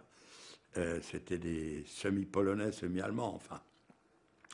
Et il était venu en vélo, et il était tout encrassé. Alors, je lui ai dit, tant bien que mal, l'allemand, un peu en idée, je lui ai dit que son vélo était sale, il m'a regardé de travers, il dit, bah tiens, nettoie-le-moi. Je lui ai dit, oui, je suis mécanicien de vélo. J'étais pas mécanicien, mais à force, j'avais un vélo. Et nous, on n'avait pas des vélos tout neufs, il fallait les trafiquer. Quand j'étais môme, alors le vélo, ça me connaissait jusqu'à tous les roulements, hein. Alors je lui ai expliqué que j'étais mécanicien de vélo. Alors il m'a fait nettoyer son vélo, ce qui fait que je maniais pas la pelle ni la pioche, et je restais sur ce vélo tous les jours. Je venais le matin, je prenais son vélo, et je démontais, je remontais. Bon, il voyait bien, mais ça le dérangeait pas. Et c'était un peu une planque. Et je suis resté là, on est resté 8 jours seulement. Et au bout de 8 jours, on a pris un train qui nous a emmenés jusqu'à Paeskretcham. C'était en Haute-Silésie, près de Katowice. Puisqu'on voyait le train passer, il y avait marqué Katowice. Et c'était la Pologne, la Haute-Silésie, la Pologne. Et on était 500. On est arrivés dans ce camp, on est répartis dans des baraques. Il y avait là déjà des Juifs polonais. Il faut savoir, et ça il faut le dire, que la Pologne a commencé à souffrir dès l'occupation, dès que 1939, quand les Allemands sont rentrés en Pologne. Tout de suite après, 40, 41, il y a eu des ghettos. Et ce qu'eux, ils ont enduré, c'est encore inimaginable. Chez nous, les rafles du 16 juillet, il y a une certaine partie, il faut savoir qu'en France, il y a eu sur la population juive, il n'y a eu que 25% de déportés. Grâce à qui? Grâce à des gens qui nous cachaient, pas tout le monde, enfin. Et il y a eu des lois au départ, on ne touchait pas aux juifs français, après on prenait les juifs français. On ne touchait pas aux juifs turcs, ce qu'ils appelaient les juifs turcs. Les séfarades, les juifs qui venaient d'Espagne, et après on les raflait quand même, à part ceux qui sont partis, qui avaient contact avec le consulat turc et qui ont pu partir en Turquie, qui ont été sauvés. Ben, aucun pays nous acceptait, n'importe comment. Il faut le savoir. Hein. Et donc, 25% de la population juive qui a été déportée. Tout le reste ont pu se sauver. Et dans le Midi, grâce beaucoup les Italiens qui étaient avec les Allemands, et l'armée italienne qui se trouvait du côté de Nice, dans le Midi, ils n'ont pas laissé faire ce que la police française voulait faire souvent. Quand la police ou les gendarmes arrêtaient des Juifs, eux, ils les faisaient relâcher. C'était peut-être pas trop fréquent, mais c'était quand même, il faut le dire. Bon, 75% des Juifs, et puis alors, ils ne pouvaient pas faire ce qu'ils ont fait en Pologne. En Pologne, ils savaient que les Allemands pouvaient faire ce qu'ils voulaient. C'est la raison pour laquelle tous les camps se sont trouvés en Pologne. Auschwitz, Birkenau, et je ne vous cite pas Chelmno, Majdanek, Treblinka, Sobibor, etc. Mais c'était des camps d'extermination. Il faut savoir qu'il y avait 2 camps. Le camp d'extermination, où c'était uniquement pour les Juifs, et le camp de concentration, comme Buchenwald, Buchenwald, Dachau. Et tous ces camps étaient des camps de concentration. Il ne faut pas croire qu'ils n'en subissaient pas les conséquences, c'était affreux. Entre 40 et 40% qui sont rentrés sur, je ne sais pas combien, 80, 90 000 déportés résistants ou autres, ils sont rentrés à 40%. Mais mettons 30%, c'était affreux. Des jeunes force de l'âge, il n'y avait pas d'enfants ni de femmes, c'était des hommes dans la force de l'âge déjà, et rentraient. Mais il n'y avait pas les chambres à gaz. Il n'y avait pas de sélection dès qu'ils mouraient sur le chantier par les coups, par les privations. Tandis que les Juifs, on est parti 76 000, il y en a qui disent 76 500. Ça compte pas 500, ça compte 500. 500 personnes, c'est, quand on se l'imagine, hein, 76 500 personnes, sur 65 500 personnes, 3% à peine sont rentrés, 2500. Parmi les 2500, il y avait 200 qui sont décédés presque aussitôt, parce que j'en ai vu en Sana, qui sont rentrés au bout de 3 années de camp, certains 2 ans, d'Auschwitz, est arrivé, se retrouver en sanatorium, et j'en ai vu un décédé qui a agonisé toute la nuit en criant « Maman ». Il avait 20 ans. C'était terrible. Donc on est rentré 2300, 200 morts tout de suite, et puis les autres, après on s'est retrouvé à 2000. On n'avait pas la loi, on ne pouvait pas parler. Même si on voulait parler, on ne nous écoutait pas. Donc il y avait, on ne disait pas, t'aimais comme un clou, on dirait que tu sors d'Auschwitz, on disait, t'aimais comme un clou, on dirait, tu sors de Buchenwald. Buchenwald, c'était les camps, on ne parlait pas des camps d'extermination, qui étaient Auschwitz. Et voilà. Alors, est-ce qu'on peut parler de ce que vous faites dans ce nouveau camp où vous arrivez après 8 jours à Annaberg? Voilà. Alors, quand on est arrivé à ce Peiskretscham, c'était quand même un camp de travail. Pas un camp d'extermination, mais par les coups, les privations, les coups qu'on recevait, se lever à 4 heures du matin, l'été pour aller travailler, l'hiver à 4h30, sur tous les temps, qu'il pleuve, qu'il vente, qu'il neige. On allait travailler tous les matins. Il n'y a que le dimanche qu'on ne travaillait pas parce que le chantier était fermé. Mais il faut savoir que c'était très très dur. Il y avait des... Alors, une anecdote, j'étais avec un copain à moi qui me donnait toujours le bras. Je peux citer son nom, le pauvre. Gératsky, il est décédé. Et il me donnait toujours le bras, Henri. Et il ne me quittait pas partout où on allait. Dès que j'allais quelque part, il me donnait le bras. C'est un copain de Belleville. Et quand le Haube Capot, le chef des capots, avait besoin d'hommes pour aller, on nous a tout de suite répartis quand on est arrivé au camp de Palskretcham, qui était en Haute-Silésie. C'est un peu la Pologne, il y avait... Et ils ont commencé à trier, il avait besoin de 120 bonhommes. Alors il a commencé à compter, il est arrivé à 120, non, il est arrivé à 110, 115, 119, il fallait un 120e. Et c'était mon copain ou moi. Alors, il a dit, allez, 120. Alors, lui, Henri, il a dit, ah ben j'y vais. Il a été dans un commando. Il me faisait pitié. Il revenait tous les soirs. On dirait un bloc de ciment. Il travaillait dans le béton. Il fallait soit porter le ciment toute la journée, des sacs de 50 kilos. Soit il fallait pelleter pour remplir, pour approvisionner un espèce de grand bac de sable ou de cailloux et le ciment qui était apporté. C'était mis dans des wagonnets toute la journée pendant 8 jours d'affilée. Et ensuite, les autres 8 jours, ils étaient de nuit. C'était affreux. Affreux, je le voyais, le pauvre. Et parfois, je me demande comment il a pu tenir.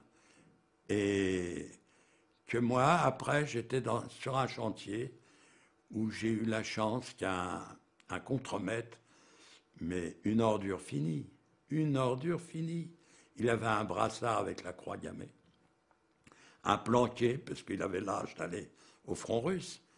Et qu'est-ce qu'il était ordure avec nous, des coups de pied, des coups de poing, je ne sais pas pourquoi, il m'a pris. Et il m'a dit, viens avec moi. J'étais avec lui. Et il a pris un autre bonhomme qui parlait très bien l'allemand. Et ils nous ont donné à faire des travaux. On clouait des rails, des petits rails de wagonnets, pour des wagonnets. Et on clouait les rails sur des traverses. Il fallait se procurer des clous qu'on allait chercher. Et le gars qui parlait l'allemand, c'est lui qui clouait, parce qu'il savait très bien le faire. Je ne sais pas, peut-être c'était un peu son métier. Et moi, je lui fournissais les clous. Et il y avait un cric, que là où il fallait soulever un peu, avec ce cric, je l'aidais. Bon, j'ai travaillé là, après j'ai eu d'autres travaux qui étaient plus pénibles, mais malgré tout, j'ai eu la chance d'être assez souple, assez svelte, qu'on m'a mis dans les wagonnets, et mon copain que j'ai retrouvé, qui était dans la prison de Bourges avec moi, il faisait le même travail pour une autre firme. On s'est retrouvés ensemble, et lui, il travaillait sur des wagonnets.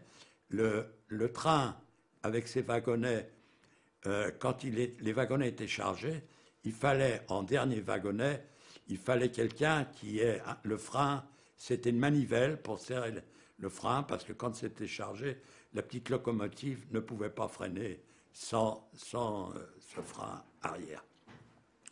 Et puis bon, pendant une période, c'était bien parce qu'on n'était pas mêlés aux autres qui recevaient des coups. Le gars qui s'occupait de la locomotive, c'était un Polonais allemand, un Oberschlese, et il voyait qu'on faisait bien notre truc, donc il n'avait rien contre nous, et de temps en temps, quand on se connaît bien, quand on discute, et je lui expliquais la vie en France et tout, je ne dis pas qu'il me respectait, mais de temps en temps, quand il pouvait, à midi, et quand il avait fini son manger, il restait un morceau d'hareng ou un petit bout de pomme de terre, il me donnait. Donc, c'est de parler qu'on arrive un peu mieux à s'entendre. Et mon copain aussi, il a eu Bon, on y est resté 18 mois dans ce camp. Mais alors, au fur et à mesure que on travaillait très dur. Au bout de 2 mois à 3 mois, il y avait d'Auschwitz un bonhomme qui venait. Il sélectionnait tous ceux qui n'étaient plus aptes à travailler. Et ils étaient emmenés directement à Auschwitz. Mais souvent, ils tombaient avant d'être emmenés. Ils mouraient, et puis on les entassait, puis on les emmenait certainement avec un camion à Auschwitz. Et ces gens, c'est on restait des fois jusqu'à le minimum 250, le chantier. Il hurlait qu'il manquait de main-d'œuvre, mais aussitôt après, ils ramenaient 250 autres. Ça leur manquait pas des Juifs pour travailler. C'était un chantier où il y avait des Anglais prisonniers. Il y avait des prisonniers anglais, il y avait des prisonniers russes qui travaillaient sur ce chantier. Et ce chantier, c'était pour faire un complexe de triage pour trains qui venaient de Russie. Il faut savoir que l'empattement des trains russes est plus large que... Alors, ça serait arrivé, mais c'était immense, immense. On travaillait, je ne sais pas combien, mais beaucoup, beaucoup de prisonniers anglais. Mais ils ne se sont pas conduits comme ils disent, des gentlemen. Et quand ils fumaient une cigarette, le morceau de mégot, et ils le jetaient, et ça, je peux le jurer que c'est vrai, ils l'écrasaient pour pas qu'on le ramasse. Leur cuisine où ils mangeaient, ils avaient leur cuisine, ça regorgeait de nourriture, parce qu'ils recevaient la Croix-Rouge, ils recevaient la reine d'Angleterre, donc souvent ils ne mangeaient pas le pain qui était infect, ils le jetaient aux ordures. Et un jour, j'ai eu la chance de travailler dans la fosse à ordures qui venait de ces cuisines. J'ai retrouvé des pains moisis. Nous, on n'en faisait pas cas. On pensait que c'était de la pénicilline, donc je blague. On mangeait n'importe quoi. Et ce qui est étonnant, malgré tout ce qu'on mangeait, maintenant je mange une biscotte, j'ai des brûlures, et là j'ai mangé n'importe quoi, des boîtes de conserve ouvertes. Je ne me suis pas demandé depuis combien de temps elles étaient ouvertes, et on mangeait, on était content de trouver, et on n'a jamais rien eu. Et puis, on a travaillé là pendant 18 mois. 18 mois, il s'est changé, beaucoup de garçons sont venus, qui sont ici morts par les coups, et d'autres. C'était selon le travail qu'on avait et selon la santé de chaque garçon. S'il avait un travail très très dur ou qu'un capot le prenait en grippe, il était tellement battu qu'il n'en échappait pas. Mais il ramenait d'autres personnes, il ramenait d'autres juifs, et les Russes aussi. Les Russes, ils n'étaient pas sous la Croix-Rouge, mais je ne vais pas m'apitoyer sur les Russes. On avait notre problème à nous. Mais ce qui s'est passé, les Russes, ils avaient faim. On ne leur donnait pas à manger aussi. Et bon, mais un jour, c'est très important, on a vu arriver, le soir, on est rentré du chantier, très important. On est rentré du chantier et on a vu des fûts. Il y avait 5 fûts de 125 litres ou 150 litres, fûts en bois, qui étaient pleins de nourriture, de soupe. Mais une bonne soupe, c'est-à-dire pommes de terre épluchées, des petits morceaux de viande, très très bon. Et on nous a fait mettre en rang l'un derrière l'autre avec notre gamelle. Une gamelle qui faisait 1,5 litre. C'était des gamelles en fer qu'on avait toujours accrochées à notre ceinture. Et on s'est mis en rang et on nous a servi cette soupe. On croyait que c'était le Messie qui était arrivé. Et puis, et on nous a dit de se remettre à la queue. On s'est remis à la queue une fois jusqu'à temps que le fût soit vide. Alors des fois, on arrivait à manger 3, 4, 5 litres de soupe. L'estomac était rétréci, mais on forçait, ne serait-ce que pour la prendre, cette soupe. Et on a appris que c'était, je ne sais pas quoi dire, des Israéliens ou des Palestiniens. À l'époque, c'était des Palestiniens juifs qui étaient engagés dans l'armée anglaise. d'après ce que j'ai entendu, d'après ce qu'ils m'ont dit, ils étaient 30 000 engagés volontaires dans l'armée anglaise, à part les brigades juives qu'il y a eu. Mais eux, c'était des engagés volontaires qui ont été prisonniers à l'île de Crète. Alors ils ont été amenés, et ils avaient un camp à eux, sous le drapeau anglais, et considérés, sous la Croix-Rouge, ils étaient couverts par la Croix-Rouge, et considérés comme prisonniers, non comme juifs. Parce qu'un jour, j'ai eu l'occasion de dire à mon master, c'est-à-dire mon contremaître, qui travaille avec moi sur la loco, je lui dis, mais das sind doch Juden, je lui dis, ça aussi c'est des juifs. Il ne voulait pas admettre, il dit, c'est des Kriegsgefangenen, c'est des prisonniers de guerre. Et ils nous ont aidés pendant quelques jours, mais ça n'a pas duré. Notre Lagerführer, c'est-à-dire le dirigeant du camp, quand il a vu qu'il y avait de la soupe, il n'en faisait plus, parce que lui, c'était son pognon qui partait quand il faisait de la soupe. Moins il en faisait, plus il touchait, plus il avait. Donc, sachant qu'on avait cette soupe, il ne faisait plus de soupe. Et le commandant du camp des prisonniers juifs, alors lui, il ne voulait plus en faire. Si c'est pour le donner dehors, il ne voulait plus. Alors il n'y avait plus de soupe. Oh. Alors qu'est-ce qu'ils ont fait? Sur le chantier, ils travaillent à proximité. Des fois à 3 kilomètres. Moi, j'allais souvent pour qu'eux, ils chargeaient de la terre dans les wagonnets. Et je revenais avec le contremaître, on revenait avec ces wagonnets chargés. Et chez nous, on les déchargeait. C'est-à-dire on aplanissait pour surélever un certain terrain. Et ils nous mettaient des colis, c'est-à-dire des colis enveloppés dans des papiers à ciment. Parce que dans les sacs ciment, là, on prend l'extérieur et à l'intérieur. Entre deux, il y avait le sac, il y avait du papier qui était propre. Ils nous faisaient des paquets. Et d'abord, ils nous avaient jeté des cigarettes, mais les capots et les SS nous les prenaient. Alors ensuite, ils nous ont fait des paquets. Et ils ont su qu'on était juifs. Et ils nous ont aidés pendant 3 mois, tous les matins, quand on allait au chantier, on avait soit par un moyen ou un autre, soit sur les wagonnets dans la terre qu'on a amenée. Le paquet était à l'intérieur et on partageait.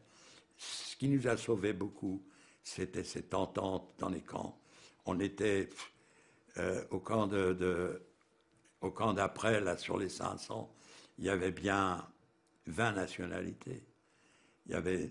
Tout le monde parlait une autre langue. Bon, disons que pas tout le monde parlait l'allemand. Et on arrivait à s'entendre, il n'y avait pas d'heure.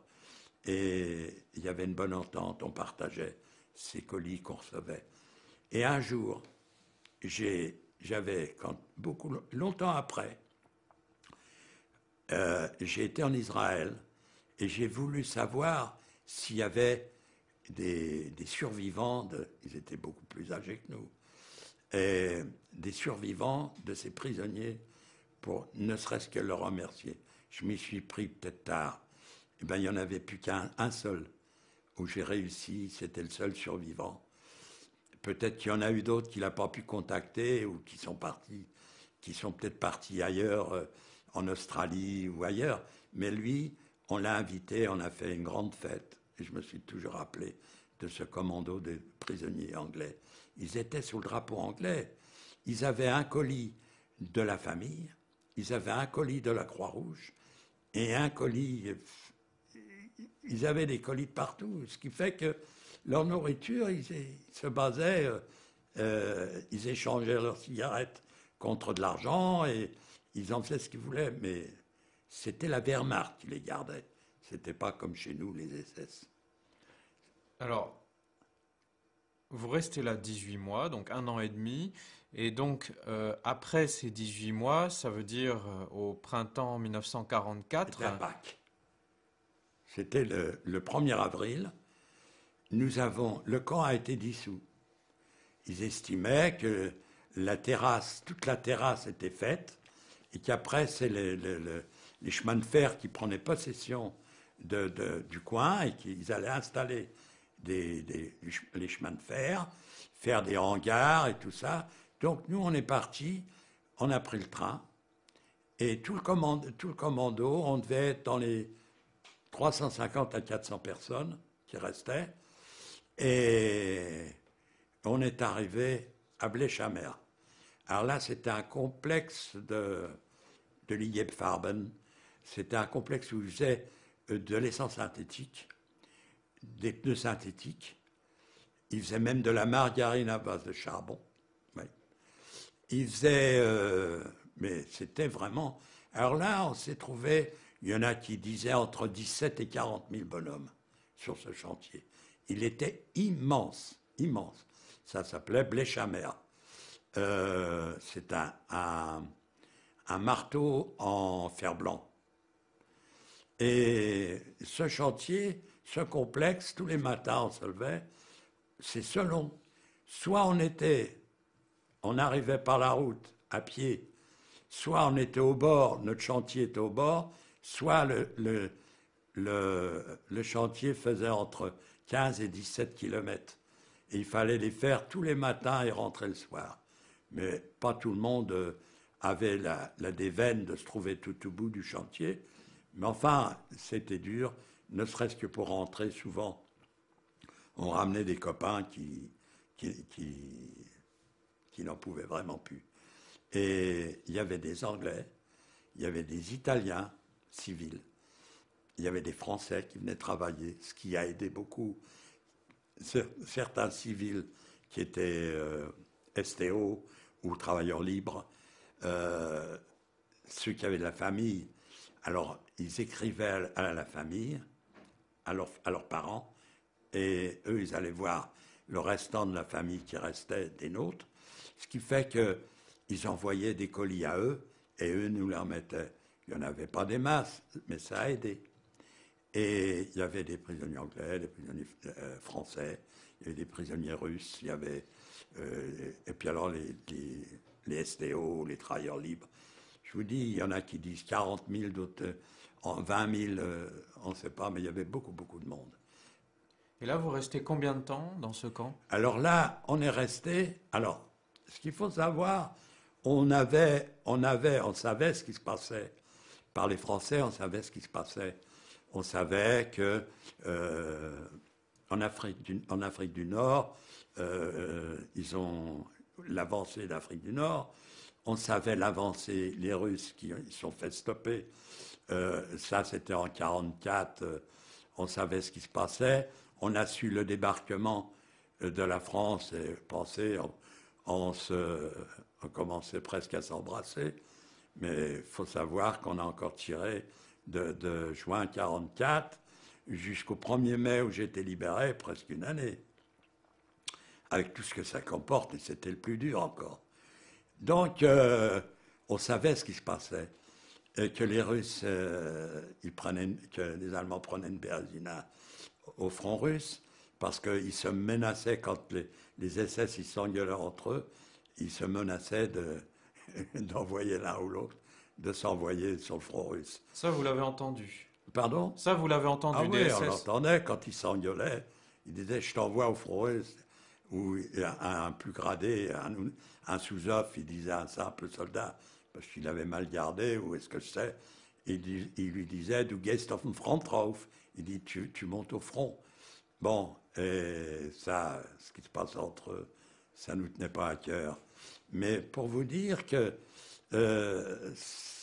quand on a su que les Russes, ils étaient tout près, et que le camp, il commençait déjà, les SS, ils n'étaient pas dans leur assiette, et on a su que le 18 janvier, Auschwitz était pas libéré, Auschwitz était évacué.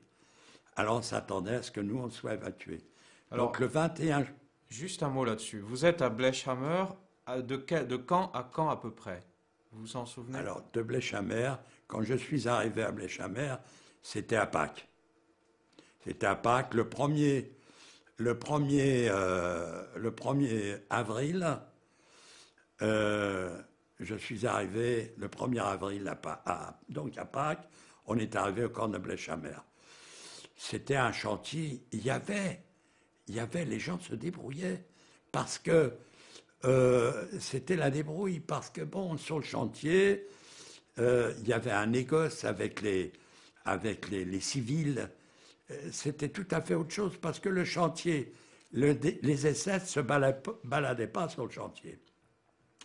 Ils faisaient ce qu'ils appelaient une quête, c'est-à-dire une chaîne autour du chantier pour surveiller. Tous les 100 mètres, il y avait un SS qui gardait. Il ne gardait pas à l'intérieur parce que ça n'aurait pas été possible.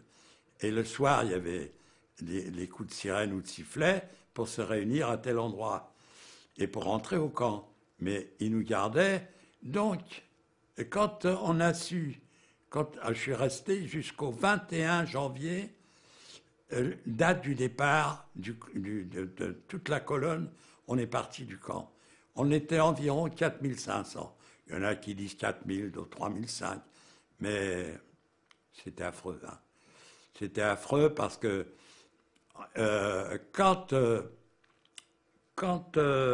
juste avant de partir, ils nous ont donné un pain qui était pour 4 personnes.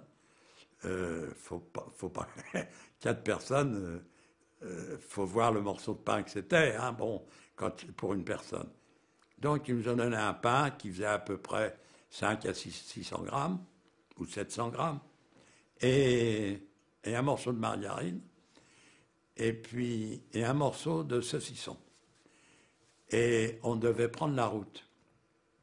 Mais auparavant, la veille, ils ont distribué des chaussures en cuir qui étaient dans un hangar, parce que y avait des gars parmi nous qui travaillaient dans une cordonnerie, une fabrique de chaussures. Mais c'est des chaussures en cuir, avec des clous en dessous, et ils travaillaient pour, je ne sais pas pour qui. Et ce hangar, il y avait plein de chaussures. Et quand avant d'évacuer la veille, ils ne voulaient pas le laisser aux Russes, ils ont distribué toutes ces chaussures, ils les ont fait distribuer. Alors tout le monde s'est précipité sur ces chaussures neuves. Et il y avait mon copain, là, celui qui a témoigné pour Papon, contre Papon, qui avait été arrêté à Mont-de-Marsan, et avec son frère, je l'ai retrouvé là-bas. Et il travaillait dans le truc de chaussures. Alors je l'ai appelé, je lui dis, jette-moi une paire de chaussures. Il me dit, quelle pointure? Je lui dis, 45. Il n'y en a pas. 44. Je t'y donne. J'ai essayé de rentrer, je n'y arrivais pas. Heureusement, parce que j'aurais mis ces chaussures, parce que tous ceux qui avaient fait ça, des chaussures en cuir, dans la neige où on a commencé à marcher, on a évacué Bléramet, on partait, on marchait dans la neige, c'était en plein mois de janvier, 21 janvier, et on marchait sur la route, et tous ceux qui avaient des chaussures en cuir, le cuir se rétrécissant par la neige, les pieds gonflant par la marche, ils n'arrivaient ni à les enlever et ni jamais à les remettre. Alors ce qui fait que beaucoup sont morts comme ça sur la route, qui ne pouvaient plus marcher. Et dès qu'on ne pouvait plus marcher, on s'asseyait sur le bord de la route. Les SS, ils ne voulaient pas laisser personne en traîne, ils mettaient une balle dans la tête. Et les gars, ils tombaient comme des mouches. Hein. Tous ceux qui ne pouvaient plus marcher, énormément. Et maintenant, il y avait une question de nourriture. En plein temps de guerre, 4000 bonhommes, disons 4000, qui marchent sur la route. Au bout de la journée, il faut les nourrir.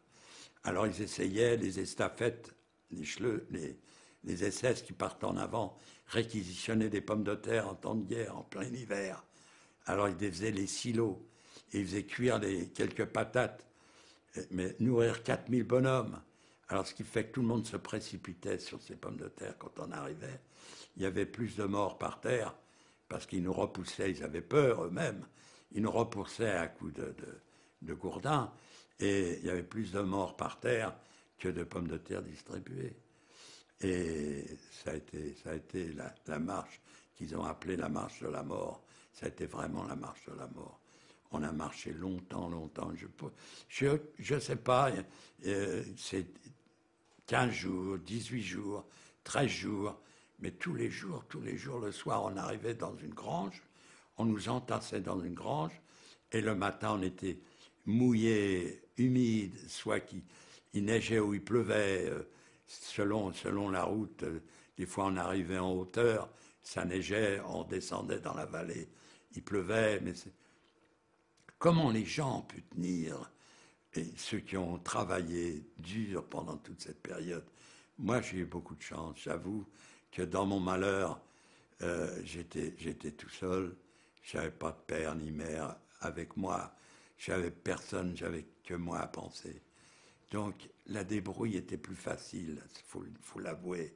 Quand je pense que mon père, avec son copain, on est arrivé au premier coup à Annaberg, on nous a servi une assiette de soupe, une espèce d'assiette en porcelaine. Et c'était tellement abject. Alors, ce père, il dit non, je ne peux pas manger, lui. Puis je le comprends. Il pensait à sa femme et à ses gosses. Et alors, du coup, son fils, mon copain, il a dit non, tu veux? Moi, je me suis enfilé les 3 assiettes. J'étais en pleine force de l'âge, j'avais faim. Souvent, la nuit, je pleurais parce que j'avais faim. J'avais pas. C'est vrai, c'est affreux la faim.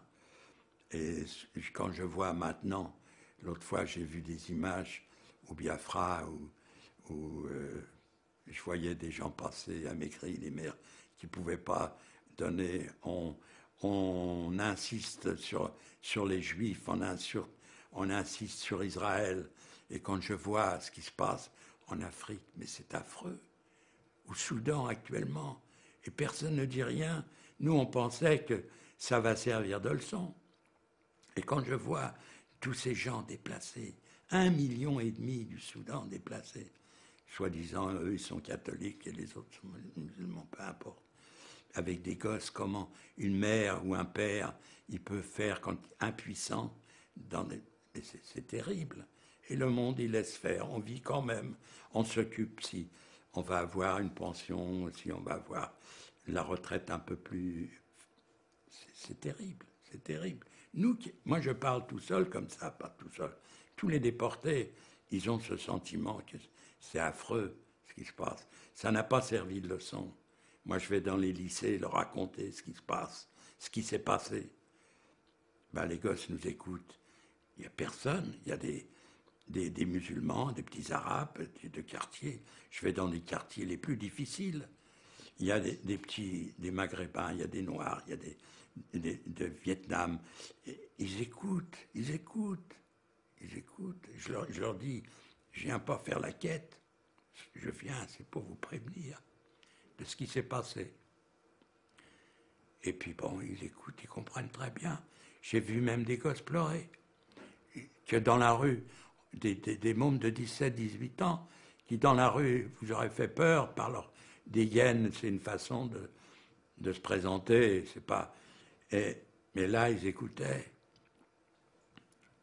Enfin. Alors j'aimerais peut-être revenir un peu sur le moment où vous êtes à Bleshammer et d'une manière générale, cette période où vous êtes dans ces différents camps. Est-ce que vous êtes au courant de ce qui se passe dans les camps d'extermination? Comment vous l'apprenez? Mais on savait, il y avait des gars, vous savez, il y avait tous les jours, il y avait des gars qui arrivaient d'Auschwitz. À Auschwitz, quand il y avait, quand ils triaient sur la rampe, ils faisaient descendre 100, 150 personnes par convoi. Et ils prenaient note du métier qu'ils avaient. Ils avaient besoin en Allemagne, tous les gars, ils étaient dans l'armée, ils étaient au front russe, tous les gars, beaucoup. Ils avaient même pris des Polonais pour mon master, celui qui est le contremaître, qui était semi-polonais, semi-allemand. Il a été emmené, il a été pour servir dans la DCA. Il n'y avait plus, à un moment donné, j'avais plus personne pour conduire la locomotive. Et puis, heureusement que souvent, le soir, quand on rentrait, il se défoulait, le master. Et puis moi, ça me plaisait. Je conduisais la locomotive. C'était comme un jouet. Je savais les diriger. Souvent, il me disait, bah, vas-y. Il avait peut-être d'autres pensées. Et je travaillais. Et il y avait le chef du chantier, voyant qu'il n'avait plus personne pour conduire, et il y avait un Munster qui me voyait tout le temps conduire la locomotive. Il lui a dit certainement, regarde celui-là, le juif là, il est capable de... Alors j'étais avec lui et j'ai conduit la locomotive le matin. Mais malheur à moi, si jamais j'aurais fait quelque chose de mal, et c'était du sabotage pour eux. Et il fallait que je fasse très attention, qu'il y ait toujours de l'eau dans cette loco, que ça marche, la pression et tout. Donc j'étais privilégié, il faut le dire. Quand je voyais mes copains, celui qui travaillait chez Béton Monnier, dans le ciment, je voyais le soir. C'était affreux. J'y avais prêté un jour un morceau de chiffon qui servait de cache-colle. Il est parti travailler de nuit. Le lendemain matin, quand moi je suis sorti, il me l'a rendu. Mais c'était un morceau de ciment, il tenait debout. C'était affreux. Et puis, à Blérhamay, il ne faut pas croire, c'était du gâteau. Je travaillais je suis tombé dans un commando de béton. Et c'est toujours cette chance que le camp il a été bombardé. Le chantier a été bombardé. Et la grande bétonnière qui servait à alimenter où je travaillais, qui était très très dure, la bétonnière a reçu une bombe, elle était à 5 mètres sous sol. Alors après, il a fallu déblayer, c'était déjà du travail plus facile. Et un jour, et il y avait presque... Pardon. Savoir, c'est, comme je vous avais dit, comment vous apprenez qu'il y a des chambres à gaz? Oui. Par qui? Oui. Alors, donc, quand il y avait une sélection à Auschwitz, c'est Auschwitz qui avait la sélection. On les envoyait à Birkenau. Birkenau, c'était plus terrible qu'Auschwitz. Auschwitz, il faut le dire, c'est un camp d'extermination, bien sûr, mais c'était des baraques, c'était en dur, c'était tout à fait autre chose. Il y avait pas les... Il y avait aussi des fours crématoires, mais le plus gros du travail était fait à Birkenau. Les chambres à gaz étaient à Birkenau. Donc, quand ils arrivaient à Auschwitz, on faisait le triage des gens. Et alors, ces gens-là, il y avait des professionnels. Ils allaient dans des travaux de travail. Et quand notre Blérhamay ou Paskatcham avait besoin d'ouvriers qualifiés, ils arrivaient. Ils arrivaient d'Auschwitz. Et ils nous racontaient ce qui se passait. Mais au début, on ne croyait pas.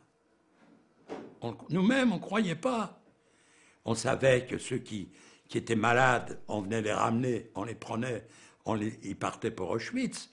Mais tout au début, après, on a compris ce qui s'était passé, à tel point que j'ai pu rechercher en Allemagne mes parents.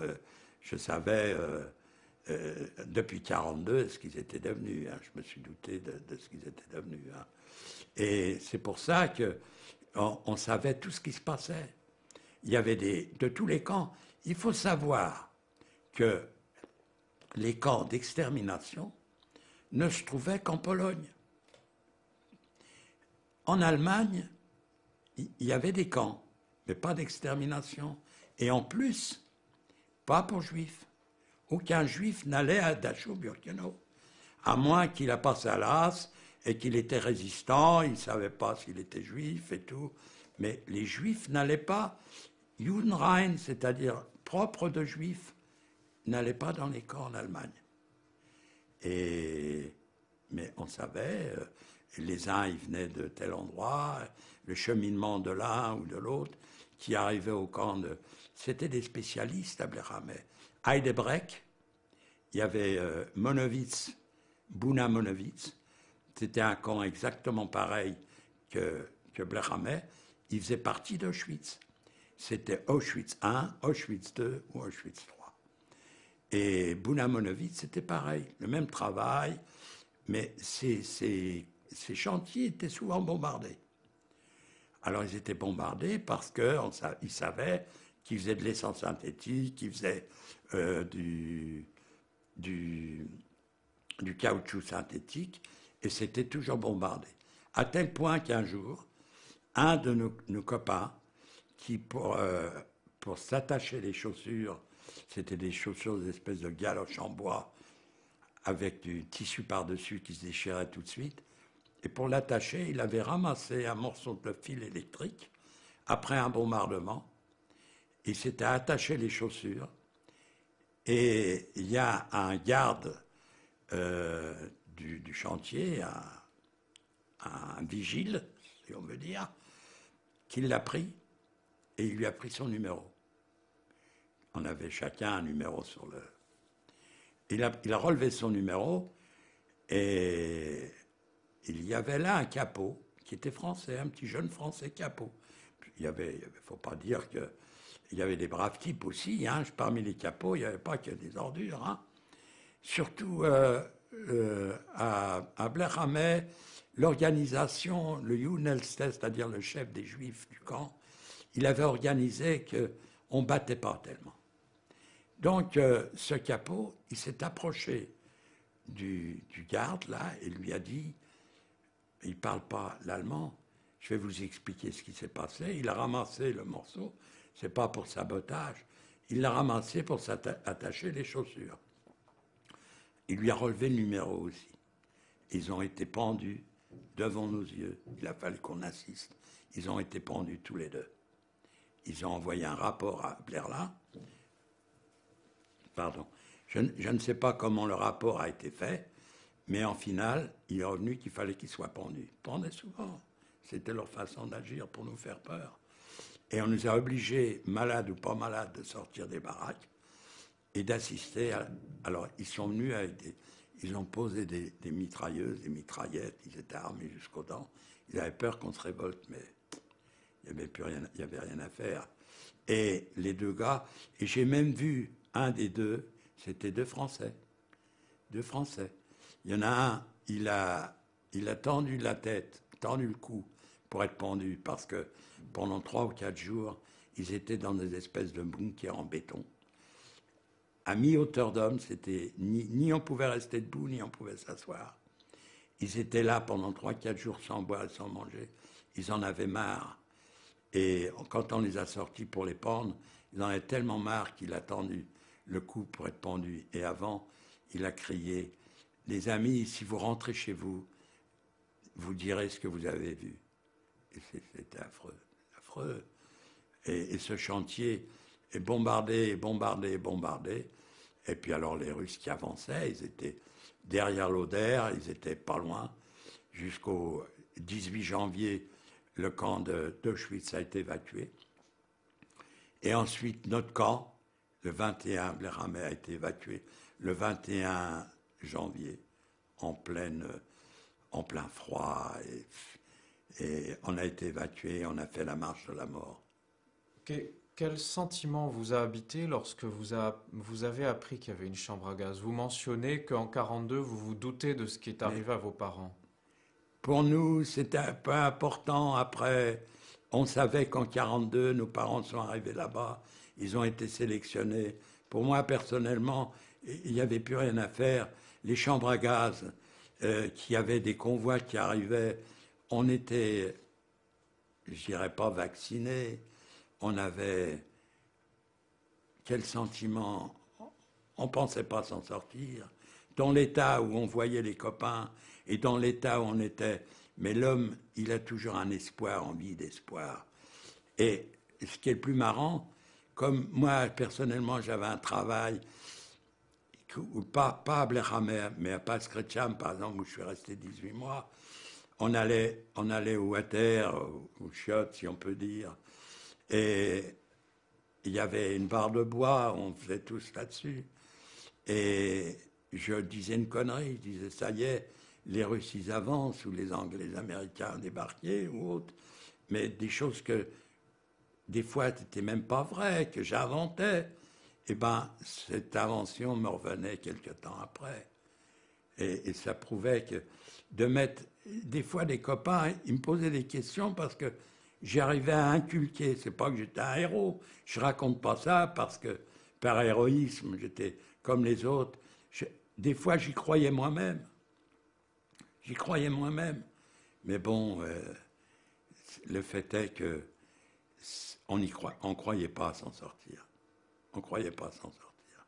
Même qu'on savait, la France est libérée. On a même su qu'un convoi était parti de Drancy au mois de juillet, le dernier convoi, et que la France, le 6 juin, il y a eu le débarquement. Un mois après. Mais aucun train n'a été bombardé. On demandait à ce que les trains soient bombardés. Sur le chantier, on demandait notre camp qui soit bombardé, qu'on nous empêche de travailler. Les chantiers étaient bombardés.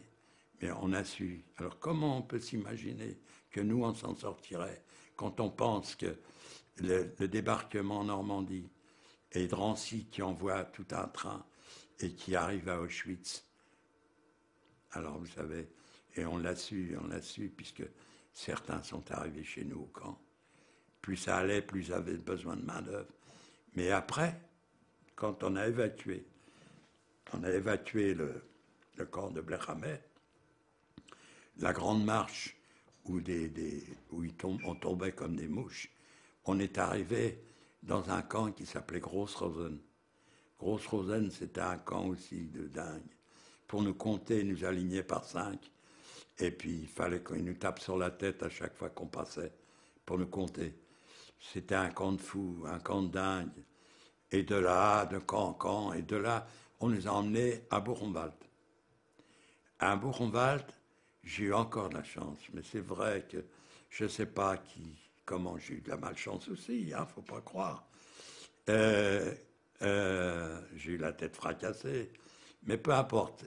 Quand on est arrivé à Buchenwald, on nous a interrogés. D'abord, il n'y avait pas d'eau. Weimar a été bombardé. Donc, tant qu'il n'y avait pas d'eau, on ne pouvait pas rentrer au camp. Et pendant 4 jours, on avait voyagé dans des wagons à découvert. On avait juste le morceau de pain qu'on nous a donné au départ de Gross-Rosen. Ensuite, pendant 2 jours, on est resté sous des tentes en plein hiver, mois de février. On est resté sous des tentes à attendre qu'il y ait de l'eau au camp pour qu'on puisse rentrer et avoir une soupe ou qu'on puisse avoir un lit où s'allonger. Et au bout de 6e jour, la faim, je sentais un froid dans le ventre. On n'a pas faim, on a froid dans le ventre, dans l'estomac. Et quand on nous a crié qu'il fallait se présenter pour être lavé, Entlosung, c'est-à-dire dépouillé, on nous mettait dans un baquet de je ne sais pas quel produit. On était brûlés de partout, il fallait bien fermer les yeux et tout. Et contre les poux, soi-disant. Et on sortait de là, on était brûlés de partout. Ceux qui avaient des plaies ou autres, c'était affreux. Hein. Et ensuite, on nous a donné des vêtements, on s'est rincé. Il y avait une douche. J'avais peur de rentrer. La preuve qu'on savait, puisqu'il y avait une douche. Et il fallait passer sous la douche. Je n'ai pas voulu rentrer sous la douche. Et j'ai dit non, je ne rentre pas, je n'y vais pas. Et il y avait un petit jeune, et puis il entendait comment je parlais. Il m'a dit, n'aie pas peur, c'est une douche, tu vas voir. Et effectivement, c'était des douches, ce n'était pas des chambres à gaz. Et quand on nous a donné des vêtements, on a été devant. Il y avait un F, c'est français. Il y avait D, c'était allemand. Il y avait P, c'était polonais. Et je me suis présenté devant F. Il y a un petit jeune qui était là. Mais il faut savoir qu'à Buchenwald, c'est beaucoup le Parti communiste qui a pris le pouvoir. Avant, c'était les droits communs. Mais après, il n'y avait plus de droits communs. Ils avaient drôlement nettoyé les droits communs en Allemagne.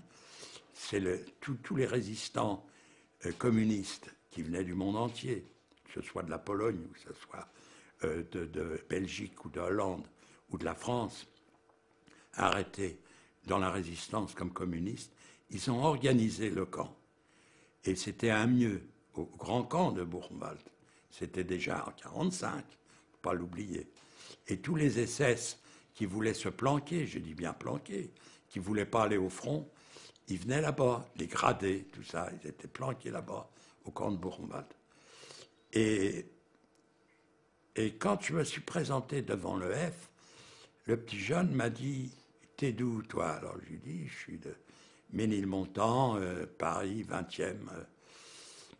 Connaissais ou connaissais pas, je ne sais pas. » Et il m'a dit « T'es français ?» Je dis « Bien sûr. » Alors il me dit « Bon, ben attends. » Il m'a donné une veste. Et une veste avec un numéro. Et il y avait un triangle rouge, c'est-à-dire politique. Et pas juif. Ce qui fait que j'étais dans le grand camp, resté dans le grand camp, avec les politiques. Et c'est ce qui m'a sauvé aussi. Parce que j'étais voir mes copains qui étaient dans le petit camp, où c'était des espèces de baraques, il n'y avait pas de chauffage, rien. Quand on rentrait, je voulais descendre, il y avait une petite porte avec grillagée, avec des fils de fer barbelés, je voulais rentrer, voir mes copains au camp. J'ai vu des tombereaux entiers de morts qui sortaient de là. Je me suis sauvé, je suis retourné au bloc, dans mon bloc, je voulais plus... Et le camp de Buchenwald, il y avait quand même des pontes. J'ai vu, j'allais chercher de la soupe des fois le soir, après la distribution de soupe, je cavalais dans les blocs où il y avait des pontes. Et il y avait par exemple, je ne sais pas si c'est Gaston Pinault ou Christian Pinault, le ministre, même après la guerre, qui était là. Il y avait le maire de Varsovie qui était communiste. Tout ceux-là, ils ne mangeaient pas leur soupe, ils avaient de la protection et on arrivait à choper un peu de soupe par-ci, par-là. Donc le grand camp était beaucoup mieux que le petit camp. Et ceux qui étaient dans le petit camp, après tout ce qu'ils ont passé, c'était affreux. Et beaucoup ont eu les pieds gelés, ils ont été opérés sur place, à Buchenwald. Beaucoup de copains sont rentrés avec des doigts en moins, doigts de pied en moins. Et là, j'ai eu une tragédie. Je me suis fait prendre on nous a emmenés pour nettoyer chez les SS. J'ai mis la main dans un tiroir et j'ai sorti du pain, il y avait du saucisson, il y avait de la marmelade, et je me suis fait prendre. Et j'étais tellement battu que je vous raconterai pas la suite. Bon. Et j'étais emmené derrière la grille de Buchenwald. Et là, on pendait ou on fusillait. Je suis resté là derrière la grille. J'avais des besoins, je les faisais dans le pantalon, c'était au mois de février. Et quand les commandos rentraient le soir, il rentrait le gars qui me surveillait là, avec la baguette, il comptait les gars qui rentraient. J'ai réussi à sortir de là. Mais entre-temps, il y avait le commandant du camp qui était un communiste qui était là depuis 1936, un Autrichien. Il est venu vers moi et m'a dit « Qu'est-ce que tu as fait ?» J'ai lu le rapport. « Tu as volé chez l'Hauptsturmbannführer. » Je ne savais pas que c'était chez un gradé qui vivait là-haut dans cet étage. Et il m'a dit « Tu vas être pendu. » Et je m'en rappellerai toujours, j'avais une vingtaine d'années, j'ai dit « Ist mir scheißegal » que je lui ai dit. J'avais eu la tête fracassée. Mais comme il m'a ouvert la tête avec l'assiette de marmelade dont je n'avais pas tout mangé, parce que quand j'ai mis ma main dans le tiroir, je n'avais pas vu, j'ai sorti la main pleine de marmelade, mais je n'ai pas fini l'assiette. Il m'a cassé cette assiette, grosse assiette de porcelaine sur la tête, et le cuir chevelu s'est ouvert, et le sang a giclé. Du coup, on ne me touchait plus parce que c'était dégradant pour un gradé. C'est le gradé qui me l'avait fait. Et pour un gradé, de salir les mains avec le sang de juif. Mais encore un coup, ce numéro que j'avais en tant que Français, comme résistant politique, pas résistant politique, m'a un peu sauvé. Et c'est donc ce Viennois, c'était un Viennois, un Autrichien, qui m'a dit tu vas être pendu. Je lui ai dit ist mir scheißegal, ça m'est égal. Et il a dû intervenir, puisque quand je suis sorti des grilles quand le soir, il faisait noir, tout le monde rentrait du chantier et que le gars, les 16 qui comptaient, j'ai réussi à rentrer dans le groupe. Je suis descendu au bloc. Le bloc Elster, le chef du bloc, il m'a dit « Qu'est-ce que tu as fait ?» Et il savait mon numéro. Il m'a dit « On a appelé parce qu'ils n'avaient pas le pouvoir de renvoyer. Ils recevaient par haut-parleur, mais ils ne pouvaient pas répondre. Et je dois te garder. » Et c'est eux, avec le gradé, le commandant des Häftling, des internés, qui ont dû faire. Je suis parti à cause d'un autre, par un autre mec qui était mourant ou qui était mort. Sous un autre numéro, je suis parti dans un commando. Parce qu'il faut savoir qu'on attendait les Américains. C'était tout près. Ça s'est passé début mars, fin février, début mars. Et là, j'étais emmené dans un autre camp. Et quand on m'a mis dans le wagon pour aller travailler, le temps que le wagon, il était formé, le temps qu'il s'en aille, j'entendais des bottes. Et quand on courait, comme tout départ, j'entendais courir, je croyais qu'on venait me chercher. Et puis une fois qu'on est parti, je me suis dit, je suis encore un coup un peu sauvé. Et j'ai abouti dans un machin. Et le gars qui était... Et j'étais considéré comme mécanicien. Certainement que le gars que je suis parti sous un autre numéro, donc peut-être que l'autre était mécanicien, j'en ai conclu comme ça. Mais alors le chantier était bombardé tous les jours par des Anglais. Tous les jours, c'était bombardé. Et on a évacué tout de suite parce que c'était plus possible. Et on est parti à Dachau. Arrivé à Dachau, le camp était plein. Il faut savoir que de partout arrivaient, tous les camps qui étaient évacués arrivaient. Là, ils ne pouvaient plus faire autrement. Et alors là, il y avait beaucoup de juifs, mais ils ne voulaient pas quand même nous mettre à Dachau, mais c'était plein. C'était archi plein Dachau. Alors on nous a mis à Lac. À Lac, c'était plus un camp juif, où il y avait beaucoup de juifs. Alors là, c'était affreux, il n'y avait pas... Quand on arrivait, il y avait tellement d'arrivées qu'on nous prenait nos vêtements et on restait un jour ou deux où on était tout nus, sans chaussures, sans... On était là, on n'avait pas le droit de sortir pour aller manger, parce qu'il y avait des femmes SS. Et après, on nous donnait... C'est selon les arrivages, on nous donnait des vêtements. Et à Lac, on a évacué à Lac aussi. Et on est parti par un train. Je suis parti avec un train parce que j'avais un copain qui était très malade.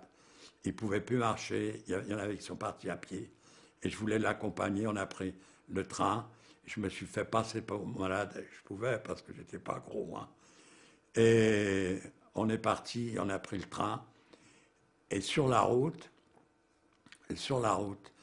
le train, il s'est arrêté. La locomotive est partie chercher de l'eau ou du charbon, et elle n'est plus revenue. Et les SS, ils n'emmenaient pas large, tous ceux qui étaient avec nous. Ils nous frappaient encore. Et puis un soir, sur le coup, c'était au mois d'avril, mi-avril à peu près. Et non, même plus tard, c'était fin avril, on a vu les trains, les wagons un par un s'ouvrir. Et on avait peur qu'ils vont nous bousiller. Et on nous a remis un colis 3 kilos de la Croix-Rouge. Alors on s'est tous embrassés, on croyait qu'on a été libérés.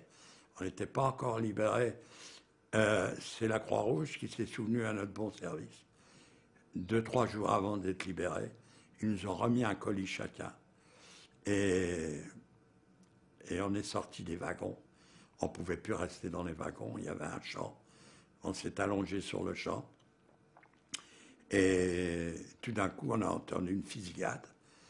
Et j'avais un copain un peu plus loin qui était debout. Il a reçu une balle dans la joue, qui lui a traversé la joue.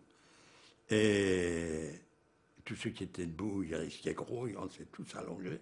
Moi, j'étais déjà allongé. Et on était libérés par les Américains. Vous savez, quand j'ai vu ces petits garçons arriver, je vous assure, c'est extraordinaire. On peut dire ce qu'on veut. On peut traiter les gouvernements de tout ce qu'on veut. Mais ces garçons-là, je me rappellerai toujours, quand ils nous ont libérés, Ah, je les ai embrassés parce que je ne pouvais plus marcher. J'étais un épouvantail à moineau. J'ai une stature, je faisais 1,80 m et peut-être je faisais 45 kilos, je ne me suis pas pesé. Et j'étais dans un état, je ne pouvais plus marcher. Alors je me suis assis. Il y a un gars qui était plus costaud que moi, il m'a traîné, il s'est mis à neiger. C'était le 1er mai.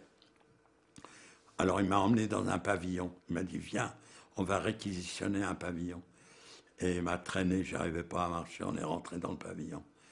Et c'était un officier de Bahnhof, du chemin de fer, qui était là. Il a eu peur, il a levé les bras, malgré qu'il était armé. Il pouvait nous descendre comme il voulait. Il a levé les bras, et le copain, je ne sais pas si c'était un gars qu'il connaissait, était plus âgé que moi, il l'a désarmé, mais sans... Et puis il a appelé les Américains qui étaient dehors, et il l'a remis aux Américains, et on a occupé le pavillon. On a occupé le pavillon, et ensuite, il y en a des copains qui étaient à l'extérieur, on a fait rentrer, et on s'est retrouvés une dizaine là-dedans. Et puis après, j'ai vu passer des prisonniers français qui venaient aussi de libérer. Alors je leur ai parlé en français, ils disent, ah bon, viens avec nous. Ils m'ont emmené au Stalag. Le responsable du Stalag, c'était le CETA. Il m'a emmené, il m'a soigné pendant quelques jours. Alors il dit, je peux te remettre à la Croix-Rouge, mais ils sont débordés. Tu vas rester avec moi, on va te soigner. Et je suis resté avec eux. Le 17 mai, ils ont eu feu vert pour rentrer, ils allaient être rapatriés. Il m'a dit, qu'est-ce que tu vas faire? Viens avec nous. Alors je m'étais déjà un peu retapé. C'était des voitures amphibies, conduites par des Noirs américains. C'était en Bavière. Je ne vous dis pas la façon de conduire. En montagne, en Bavière, comment ils ont conduit, ils n'en avaient rien à foutre. Mais bon, et on est arrivé, on a été jusqu'en Suisse. À la frontière suisse, on est descendu. Et on est rentré en Suisse. Et on ne me laissait pas passer. Il n'y avait pas de papier. Malgré que le responsable, il s'est mis mais il fallait qu'il passe. Il est passé avec ses prisonniers. Et le responsable, et puis il m'a dit, ne te casse pas la tête, ils vont te laisser. Je ne sais pas ce qu'il a fait. En finale, moi j'ai gueulé, j'ai soulevé ma chemise, je lui ai monté mon bras avec le numéro, et le français que je parlais, ils ont compris que j'étais déporté de France. Ils m'ont laissé rentrer au camp. On était gardés par des vieux petits pères dans un camp, et ensuite on a pris le train, on est passé par Annemasse. Alors on est arrivé à Annemasse, on nous a passé la scopie, la radioscopie, une petite infirmière, bon, passé la scopie, et on nous a donné, alors là j'ai vu le ridicule de la France, de l'organisation française. Quand on nous a donné une carte de rapatrié à chacun, c'est vrai que j'étais qu'avec des prisonniers de guerre. Il y avait 2 STO aussi, et moi en tant que déporté. Et je suis passé, on m'a donné une carte de rapatrié. Et la dame, elle m'a dit, vous avez des marques? J'ai dit non, je n'ai pas de marques, je viens d'un camp. Elle dit, ça fait rien, vous avez le droit à 2000 marques quand même. Pour 2000 marques, ça équivaut à 2000 francs. Bon. On m'a donné 2000 francs de l'époque. Alors, on m'a donné 2000 francs. Et je suis passé. Et quand je suis arrivé devant elle, j'étais déjà dans un fauteuil. Je me suis tant bien que mal assis. Et j'étais là. Et à peine j'avais la voix pour parler. Et elle m'a donné les 2000 marques. On m'a aidé à me lever, puis je suis parti. Il y a un monsieur qui est venu vers moi après, on m'a fait asseoir ailleurs. Il y a un monsieur qui est venu vers moi, et écoutez bien, il m'a dit, mais vous n'avez pas le droit aux 2000 francs, vous n'aviez pas de marque. Je dis non. Alors il me dit, écoutez, on va faire un effort, on va vous en donner que la moitié. Vous gardez la moitié, et puis, mais faut, et j'ai un carnet à souche, vous direz à quelle œuvre vous voulez donner. Alors, moi, J'ai donné 1000 francs. La moitié, c'était 1000 francs. À moi. Alors il m'a demandé à quelle œuvre. J'ai dit à la caisse des écoles du 20e. Tout ce que je vous raconte, je vous jure, c'est vrai. On m'a soutiré encore en France. Là, j'ai vu le drame, pas tout de suite, parce que je croyais vraiment que j'y avais pas droit. Mais j'ai vu leur manœuvre et qu'ils enlevaient des 1000 francs à tous les pauvres types qui étaient rapatriés. Alors voilà mon histoire. Bon, après, j'ai essayé. Ouais. Alors en fait, j'ai quelques points à soulever avec vous sur vraiment toute cette séquence de la déportation. Pendant toute cette période de la déportation, est-ce que à un moment vous envisagez une évasion? Moi, je vais vous dire sincèrement, l'évasion au camp, j'en ai vu un qui s'est évadé. Il a été repris tout de suite, le lendemain ou le surlendemain. On l'a amené dans la vache baraque, c'est-à-dire dans une pièce où il y avait des robinets, on se lavait, et ils l'ont battu à mort. Il était noir, de coup. Un autre, il s'est évadé, il a réussi. Sa femme était allemande. Elle est venue en voiture, avec des complicités. C'était un camp, le premier camp, c'était à Pasrecham, où il a réussi à couper les fils barbelés avec une pince. Il a réussi à sortir et il s'est évadé. Moi, personnellement, j'en connais pas. Évadé en Haute-Silésie, même les Polonais, ils avaient leurs problèmes à eux et ils n'auraient pas laissé... si un Polonais m'aurait laissé passer, un autre, un anti-juif, il ne m'aurait pas laissé passer. Même résistance juive avec la résistance polonaise, ça n'a pas été la joie. Il y a une résistance au camp je l'ai appris encore après, qui a fait sauter une chambre à gaz. Mais personnellement, je ne sais pas comment ça s'est passé. Je témoigne avec une copine qui, elle a travaillé dans l'équipe des 4 filles qui avaient volé la poudre pour faire sauter. Elles se sont fait prendre et on les a massacrées tous les 4. Donc, évadés, je n'en connais pas. Sinon, vous avez mentionné le numéro. Alors, vous ne m'avez pas dit à quel moment vous avez été tatoué. Alors voilà, tous ceux qui ont été arrêtés à Kozel, tous ceux qui étaient dans les camps polonais et tous ceux qui ne sont pas passés par Auschwitz n'étaient pas tatoués. Il n'y a que Auschwitz qui tatouait. Donc, dans le commando où j'étais, à Pasrecham, pendant 18 mois, on n'a pas été tatoués. Quand nous sommes arrivés à Blair Hamé, avant ça, tous les juifs qui étaient au camp de Blair Hamé, c'était la Wehrmacht qui les gardait, non pas les SS. Ça a été versé aux SS, c'est-à-dire, à partir du 1er avril, c'est les SS qui ont pris le commandement du camp de Blair Hamé.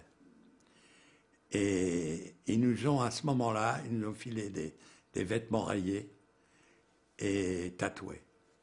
Donc, j'ai été tatoué le début avril 1944. Avant, faut savoir comment ça se passait.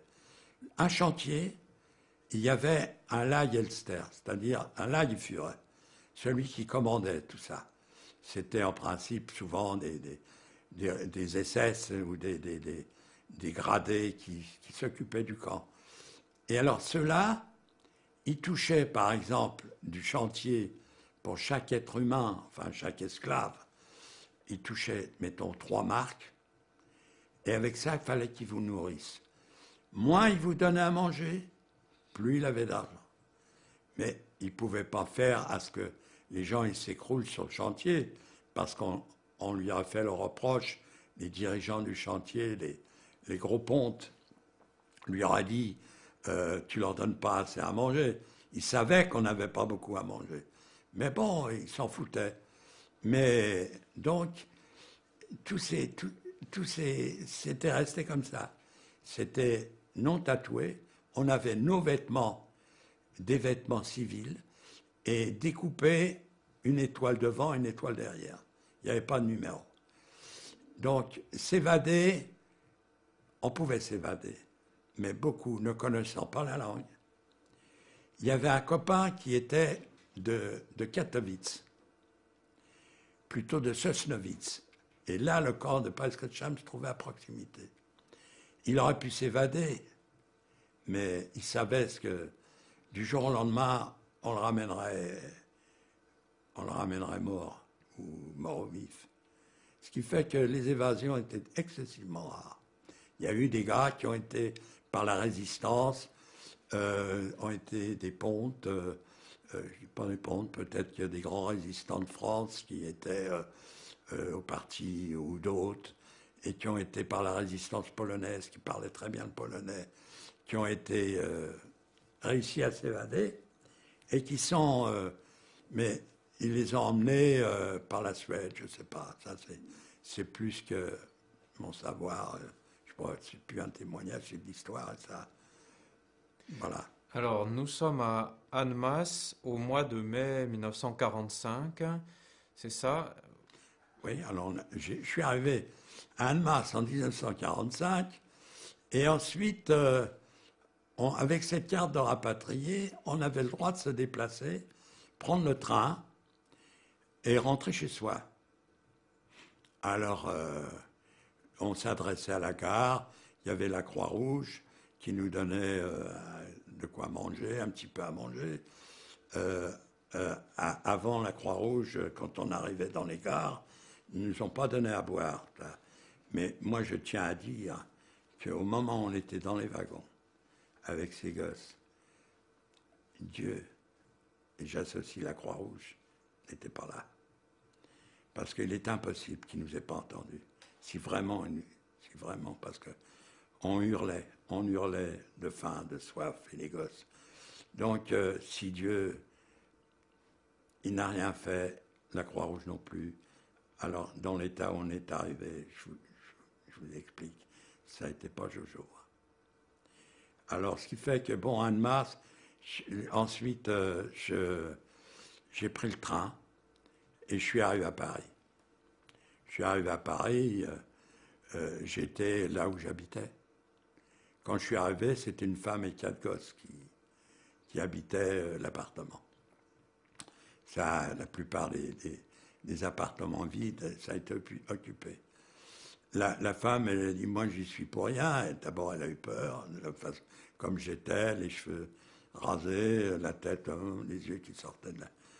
Et elle a dit, moi, je suis pour rien. Écoutez, moi, je suis là, on m'a donné ça, je paye un loyer et tout. Je me suis renseigné, je ne pouvais pas avoir mon logement. Alors, j'étais chez des copains. J'étais chez des copains, je suis arrivé chez les Ziguel, je cite le nom, Léon Ziguel et sa mère. Et c'est les 2 copains qui étaient avec moi à Bleramet. Et elle m'a reçu, elle a manqué de se trouver mal, parce que ses fils lui avaient dit que Joe, il a été pendu à Bourgombal. Et comme j'ai réussi à m'en sortir cette fois-là, et quand elle m'a vu, elle a manqué de se trouver mal. Et elle m'a dit, tu restes là. Je suis resté pendant 8 jours. Je suis resté chez elle jusqu'à temps que j'ai appris que j'avais une tante. J'avais une tante près de Grenoble, à Domaine. Mon oncle, qui était dans la résistance, avec le maire et ses adjoints, ils se sont fait prendre juste le dernier jour. Ils avaient fait des prisonniers allemands et d'autres qui étaient en retraite. Et ils les ont attrapés, ils ont fusillés. Donc, il est marqué à Domaine. Mon oncle, avec le maire et ses adjoints, ils ont été fusillés. Ils ont une tombe. Et il y avait un organisme juif, qui faisait partir les gens déportés en vacances Enfin, alors je suis parti 1 mois par eux, tant bien que mal, enfin plus mal que bien. Et ensuite, j'ai abouti chez ma tante à Domaine. Elle avait 2 filles. Elle est restée veuve de guerre avec les 2 enfants. Et puis j'ai vécu avec elle très peu de temps parce que je ne pouvais pas m'imposer. Et j'ai un copain son père aussi a été fusillé par les Allemands du côté de Limoges. Et sa mère, ils étaient 6 gosses. Quand elle a vu que je n'avais pas où aller, c'était un copain d'enfance avant-guerre. Et elle m'a fait aller chez eux. Et les Rakovitz, ils étaient 6 gosses. Il n'y a que mon copain, le fils aîné, qui travaillait. Et je suis resté avec eux pendant le premier mois. Après, j'ai trouvé du travail. J'ai récupéré le travail chez mon patron, où je travaillais avant-guerre. Et à ce moment-là, j'ai quand même vécu 6 mois chez eux, jusqu'au jour où j'ai appris que le logement où j'habitais avec mes parents, il était libéré. Comment il a été libéré? C'est parce que j'avais fait une demande. Et la dame qui avait 4 gosses avait fait une demande aussi. Étant donné moi déporté, ancien déporté, et elle avec 4 gosses, la préfecture de la rue Turbigo avait un peu appuyé pour qu'elle ait un logement. Elle a eu un logement décent, rue de Ménilmontant, dans les HLM. Et moi, j'ai récupéré mon logement indécent. Enfin, bon, mon logement, les 2 pièces. Alors, ce logement, pardon, au moment de votre propre arrestation, est-ce que vos parents en étaient propriétaires? Non, non, non. Mon père, mes parents étaient ouvriers à domicile. Ils vivaient au fur et à mesure. Et en fin de semaine, quand ils touchaient pour le travail qu'ils avaient livré, on allait chez l'épicier, on remboursait tout ce qu'on avait emprunté toute la semaine. Ça, c'était le quartier qui voulait ça. Et c'est bien parce que il faut savoir que la plupart des immigrés juifs, ils n'avaient pas d'argent. C'était les pauvres gens. On dit que le juif, il a et machin. C'était le quartier, c'était les pauvres gens. Dans tous les quartiers, que ce soit le 11e, le 20e, c'était des gens qui toute la semaine empruntaient ou tout le mois.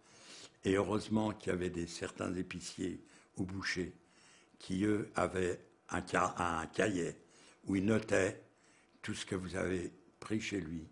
Et dès que vous avez touché la paye, vous le remboursiez. Ça a été extraordinaire pour ça. Ça a été formidable pour beaucoup de familles. Une anecdote en passant. Un de ces bouchers, maintenant il y a prescription, ça va faire plus de 60 ans. 60 ans. Hein. 42, oui, ça fait 62 ans. En 42, j'ai vu sa femme à se boucher. Et ses 4 gosses à Pétivier. Elle n'a pas été déportée avec les autres femmes.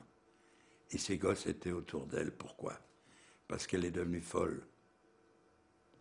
Elle est devenue folle, elle hurlait toute la journée. Et ses enfants, et en bas âge, qui la tiraient par le tablier ou la robe. Et elle hurlait sans arrêt et tapait ses gosses.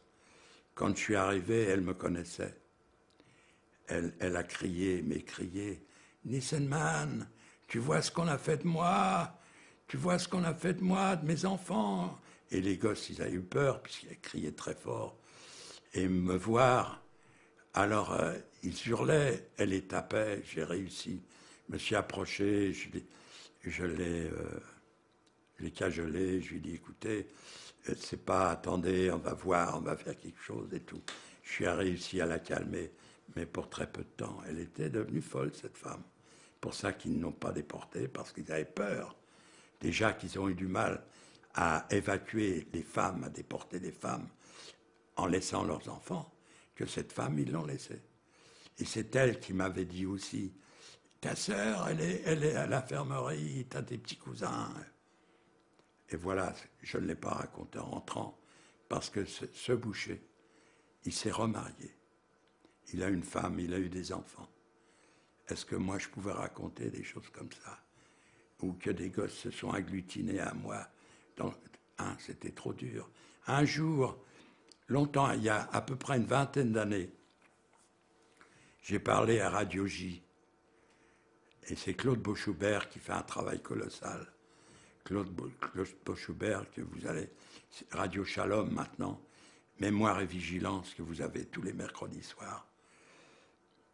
Il m'a interviewé avec d'autres copains. Je lui ai dit, qu'est-ce que tu veux que je te raconte? Auschwitz. On m'a descendu avant Auschwitz. Même si je serais rentré dedans, j'ai pas été à Auschwitz. J'ai pas vécu vraiment. J'ai vécu la vie d'Auschwitz dans les camps, mais je n'ai pas rentré à Auschwitz. Qu'est-ce que tu veux que je raconte? Alors il dit, raconte Pithiviers, puisque tu as été à Pithiviers, tu as un des rescapés de Pithiviers. Alors j'ai raconté ça à Radio Shalom. Ce monsieur a eu des menaces. Comment on peut raconter des choses atroces comme ça? Des gens qui lui ont téléphoné, écrit que fallait pas raconter des choses atroces comme ça, que le peuple juif n'a pas. Non mais c'est aberrant. Alors c'est des choses qu'on ne peut pas raconter. Mais un jour, il y a le maire de, j'oublie toujours son nom. Ça me reviendra sur la côte. Il y a un maire de... J'arrive pas à me rappeler le nom. De quelle ville? Il a réuni dans une grande salle de sa mairie, il a voulu réunir, c'était en 1948, 47-48. Il a voulu réunir des déportés. Donc la plupart c'était des résistants. Très peu de gars d'Auschwitz. Et j'étais avec un copain qui était à Auschwitz. Il me dit, viens, on va les témoigner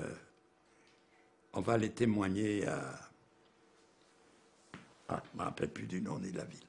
J'ai des mémoires comme ça qui flanchent. Et on est arrivé là-bas. Il n'y avait que des gradés, des résistants, des déportés, non juifs. Quand on a voulu parler d'Auschwitz, je ne savais pas ce que c'était Auschwitz. On ne nous a même pas laissé la parole. On ne parlait pas d'Auschwitz à ce moment-là. C'est ça le problème, il est là. Mais enfin, quand j'ai récupéré mon logement, il y a plus de joie à ce moment-là. Et quand j'ai récupéré mon logement, j'ai pu vivre décemment, être chez moi, travailler, m'installer. J'avais pas. Alors, j'ai connu une jeune fille à l'époque, beaucoup plus jeune que moi, enfin beaucoup, elle avait 7 ans de moins que moi. Et on s'est fréquentés. Et puis elle a eu 19 ans, elle s'est mariée.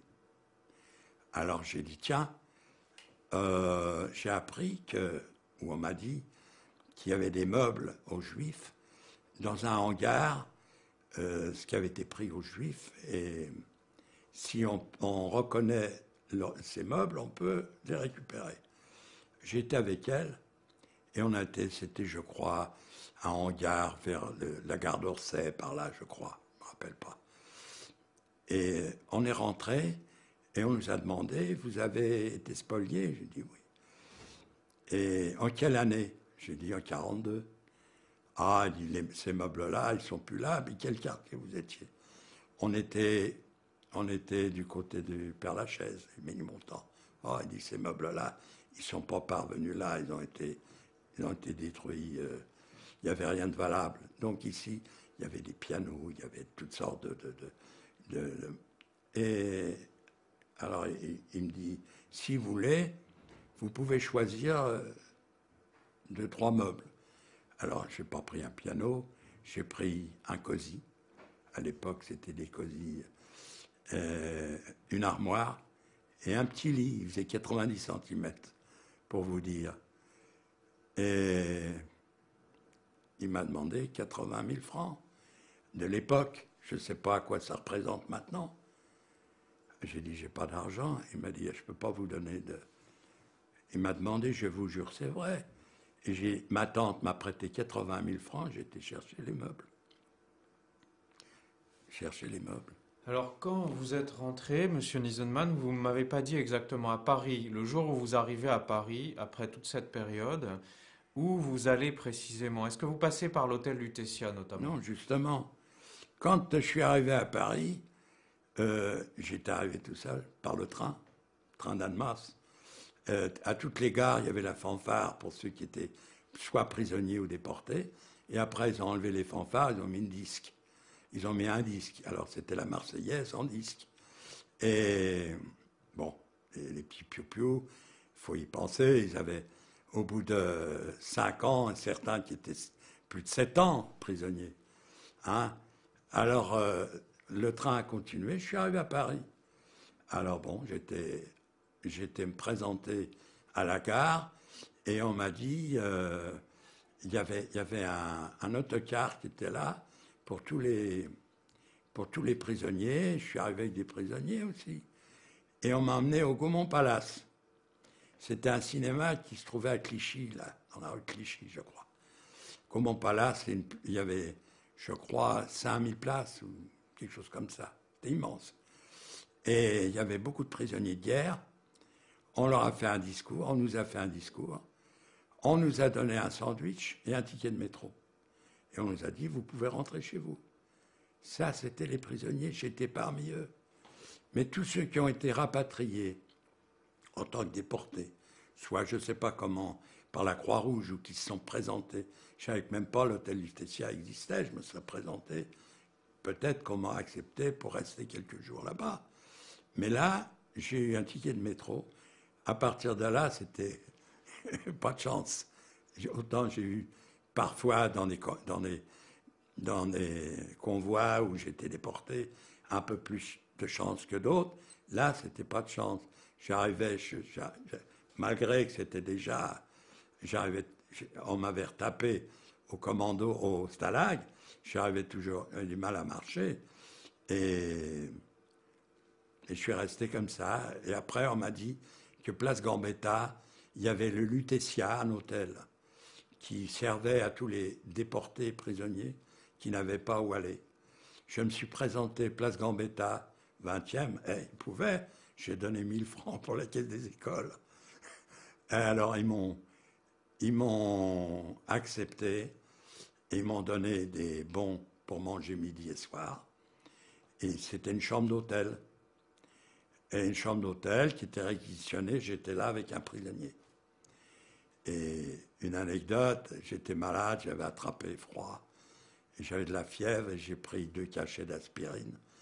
Et lui, le prisonnier, il était sorti toute la journée, il est rentré à 1h du matin, je m'étais mis la tête sous les couvertures, j'avais attrapé froid, et de la fièvre. Il a tapé à la porte, il n'avait pas les clés, et il aurait pu demander les clés en bas au gardien, mais à l'époque, il n'y avait personne. C'était plus un hôtel pour déporter et tout ça, c'était pas tellement gardé. Il a appelé la police qui était en face, place Gambetta, et ils ont frappé, l'inspecteur a frappé, et à un moment donné, ils allaient défoncer la porte. Moi, dans mon sommeil, j'ai ouvert la porte et l'inspecteur est rentré comme ça, presque tombé par un coup d'épaule. Et je me suis fait engueuler, mais j'ai dit, mais j'y suis pour rien. J'étais fatigué, j'étais malade. Et je suis resté jusqu'à temps qu'on nous expulse. Je suis resté peut-être 1 mois à l'hôtel. Et on nous a expulsés et on nous a trouvé une chambre d'hôtel au 6e étage, boulevard de Picpus. Et c'était au 6e étage, il commençait à faire froid, il n'y avait pas de chauffage. Et c'est là que mon copain d'avant-guerre, qui m'a dit, ma mère, elle a dit, on est 6 gosses, Samir Rakovitz. Il m'a dit, il est décédé, le pauvre. Ma mère a dit, j'ai 6 enfants, j'en ai un 7e. Et je suis resté chez eux pendant 6 mois. Et j'étais dans une vie de famille, c'était extraordinaire.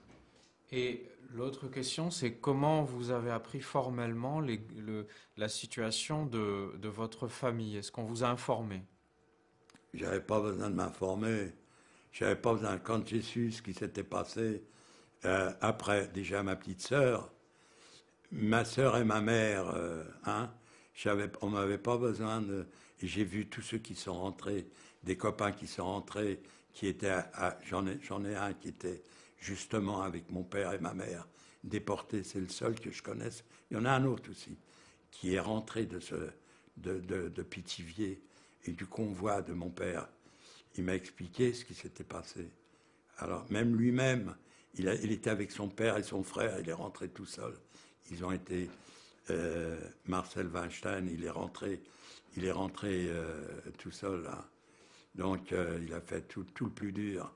Il a été à Birkenau, il a été à Auschwitz, il a fait... C'était un homme extraordinaire, extraordinaire.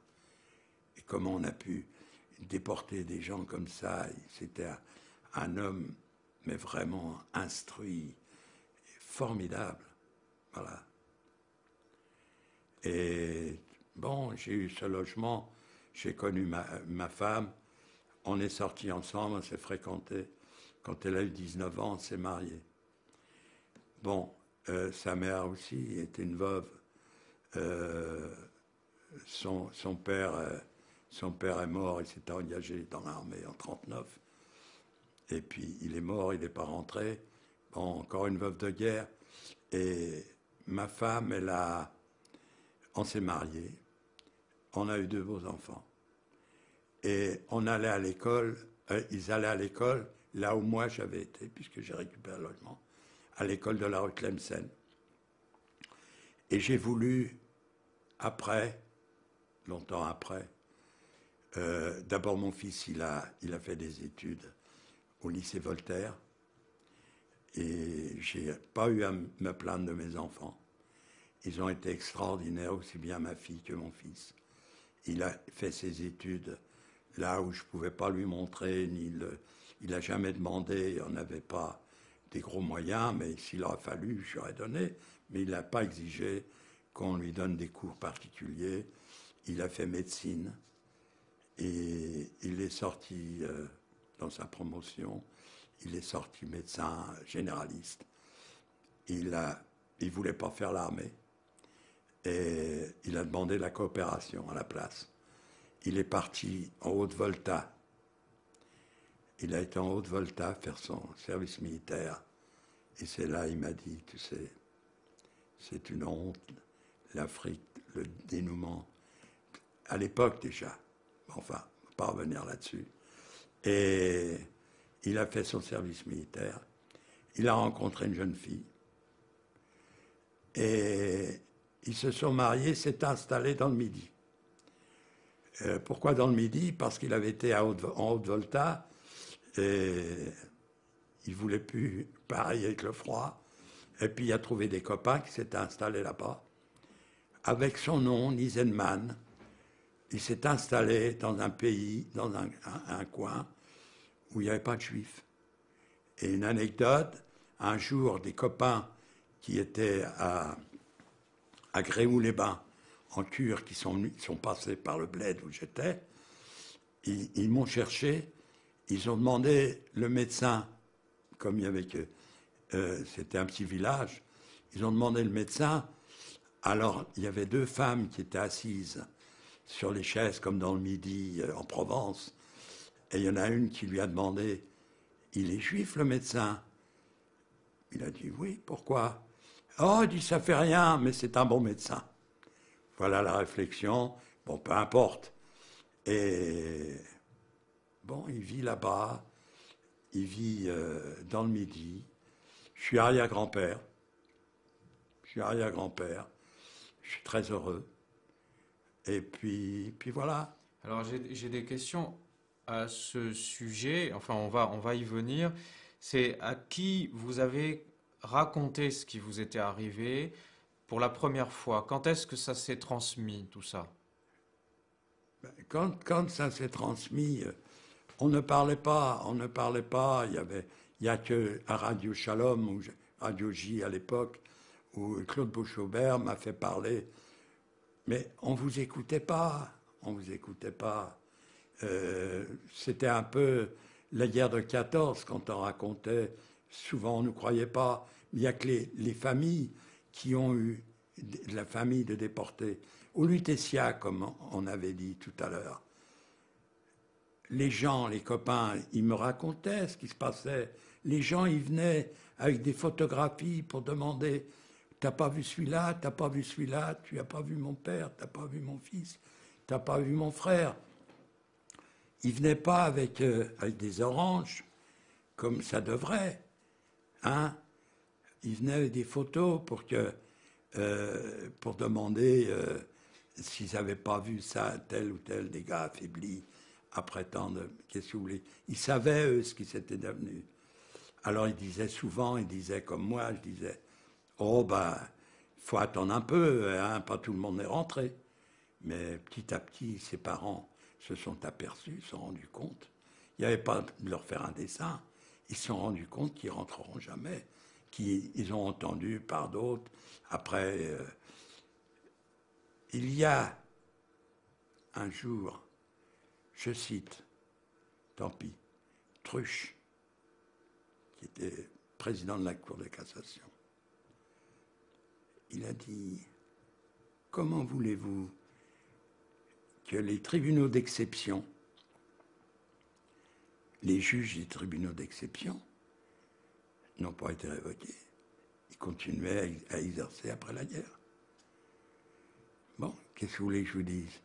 Mais il faut reconnaître que la France, beaucoup, ont involontairement ou volontairement, et plutôt volontairement, ont aidé beaucoup de gens à se cacher dans certains bleds, dont je ne citerai pas, c'est pas la peine de citer des noms. J'ai ma belle-sœur qui a été cachée chez les sœurs à Lyon.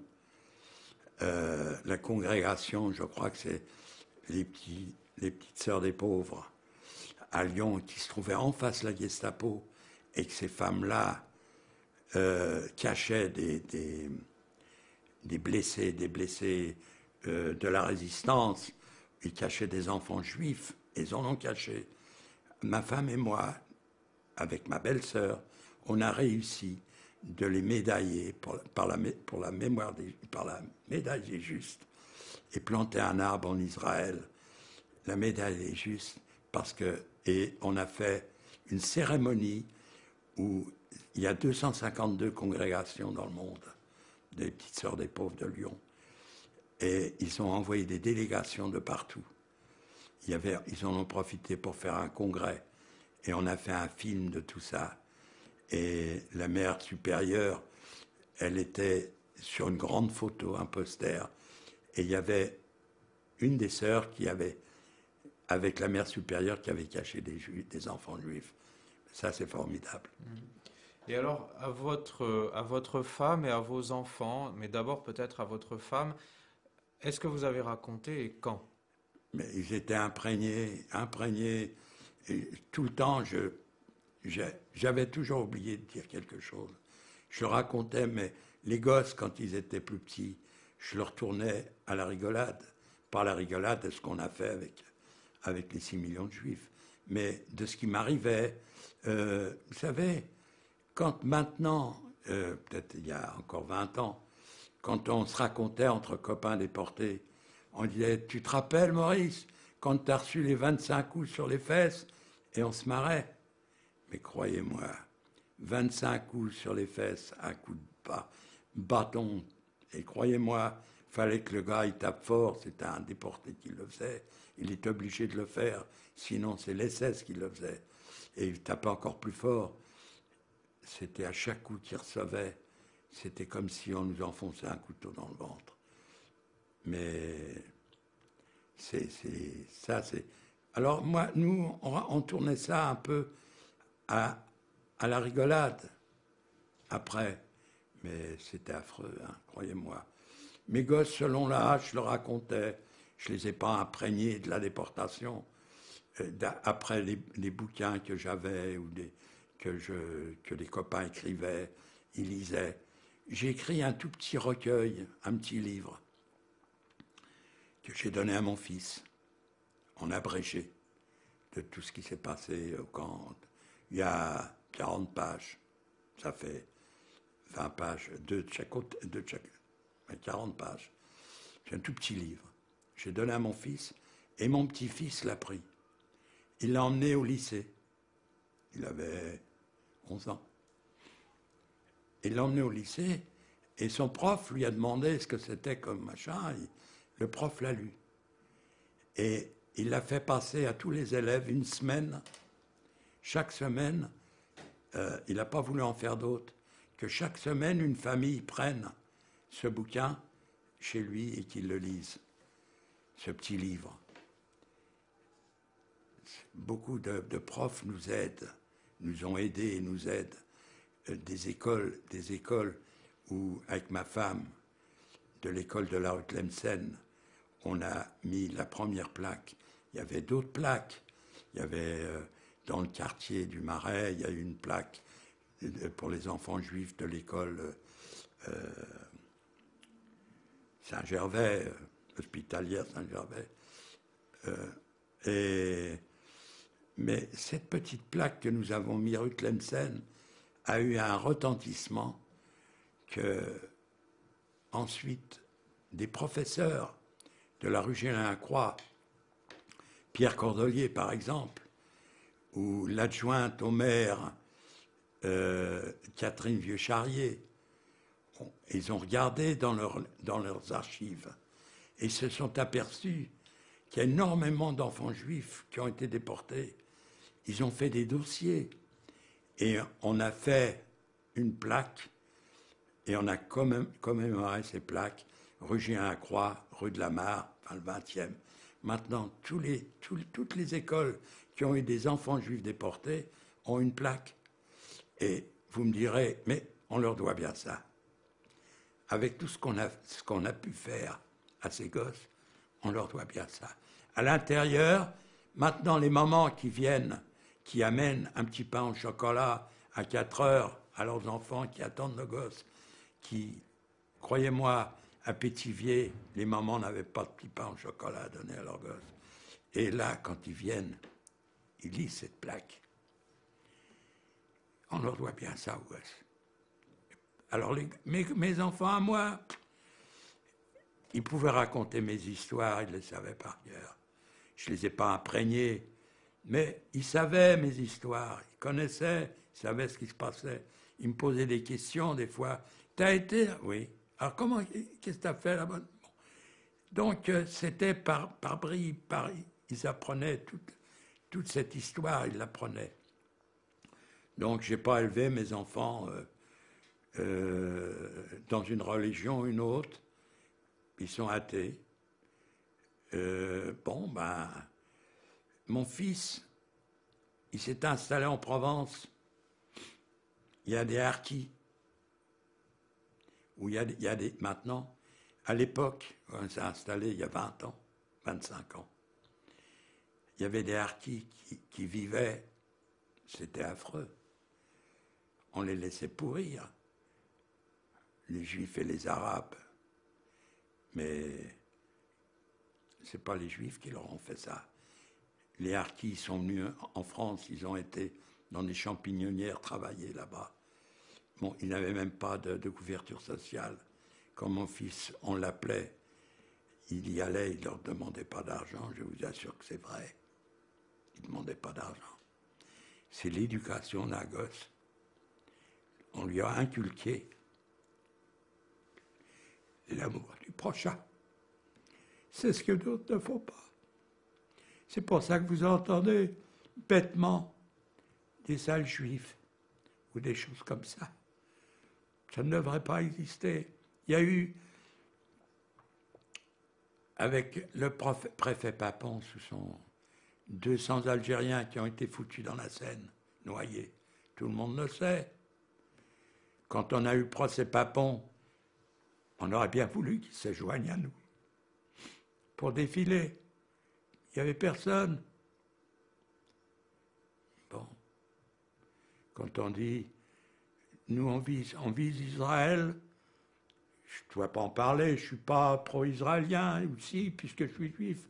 J'ai vu ces garçons qui m'ont aidé au camp. Israël a la bombe atomique. Ils ont certainement la bombe H. Mais tout le monde dort tranquille, on dort tous tranquilles.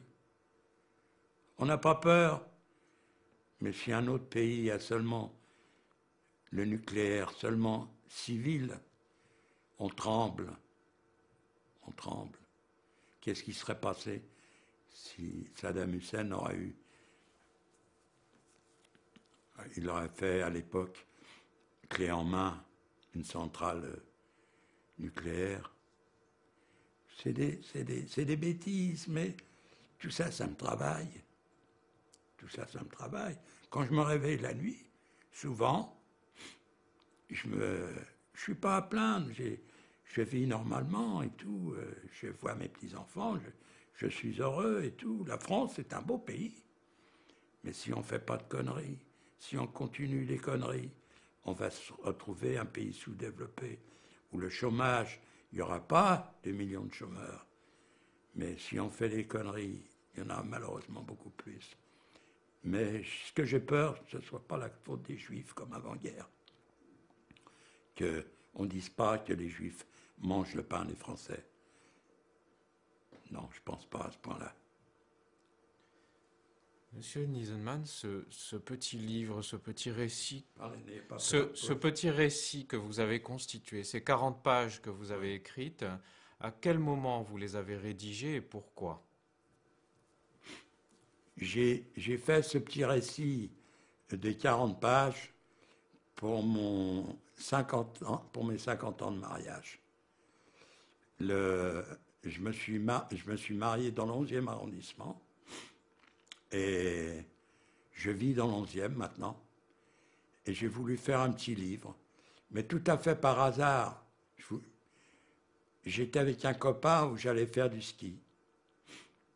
Et je lui racontais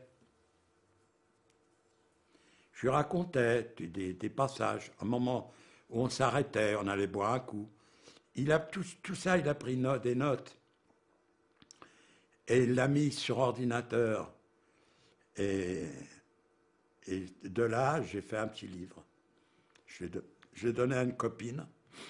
C'est un prof d'histoire. Elle s'occupait des enfants, le cartable à l'école. Elle avait fait un comité cartable à l'école et elle faisait venir des gosses pendant que nous, on posait les plaques des écoles.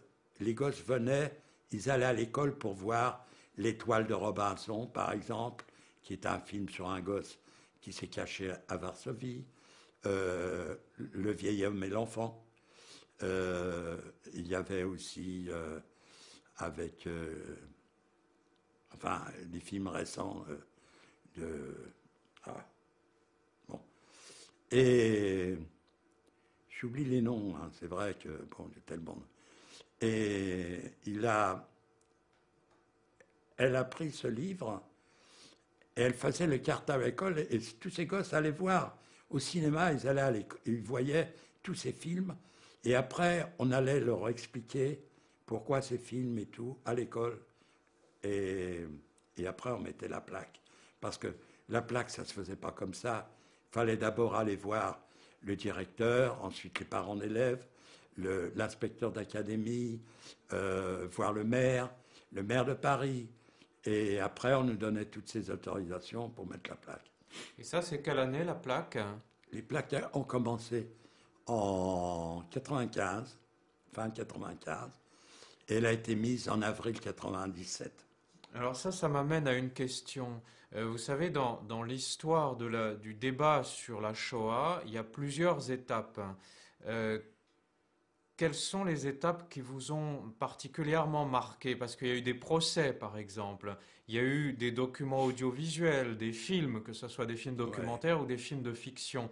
Dans tous ces documents qui ont suscité un débat sur la Shoah, lequel pour vous est le plus marquant? Qu'est-ce qui vous a réveillé en quelque sorte?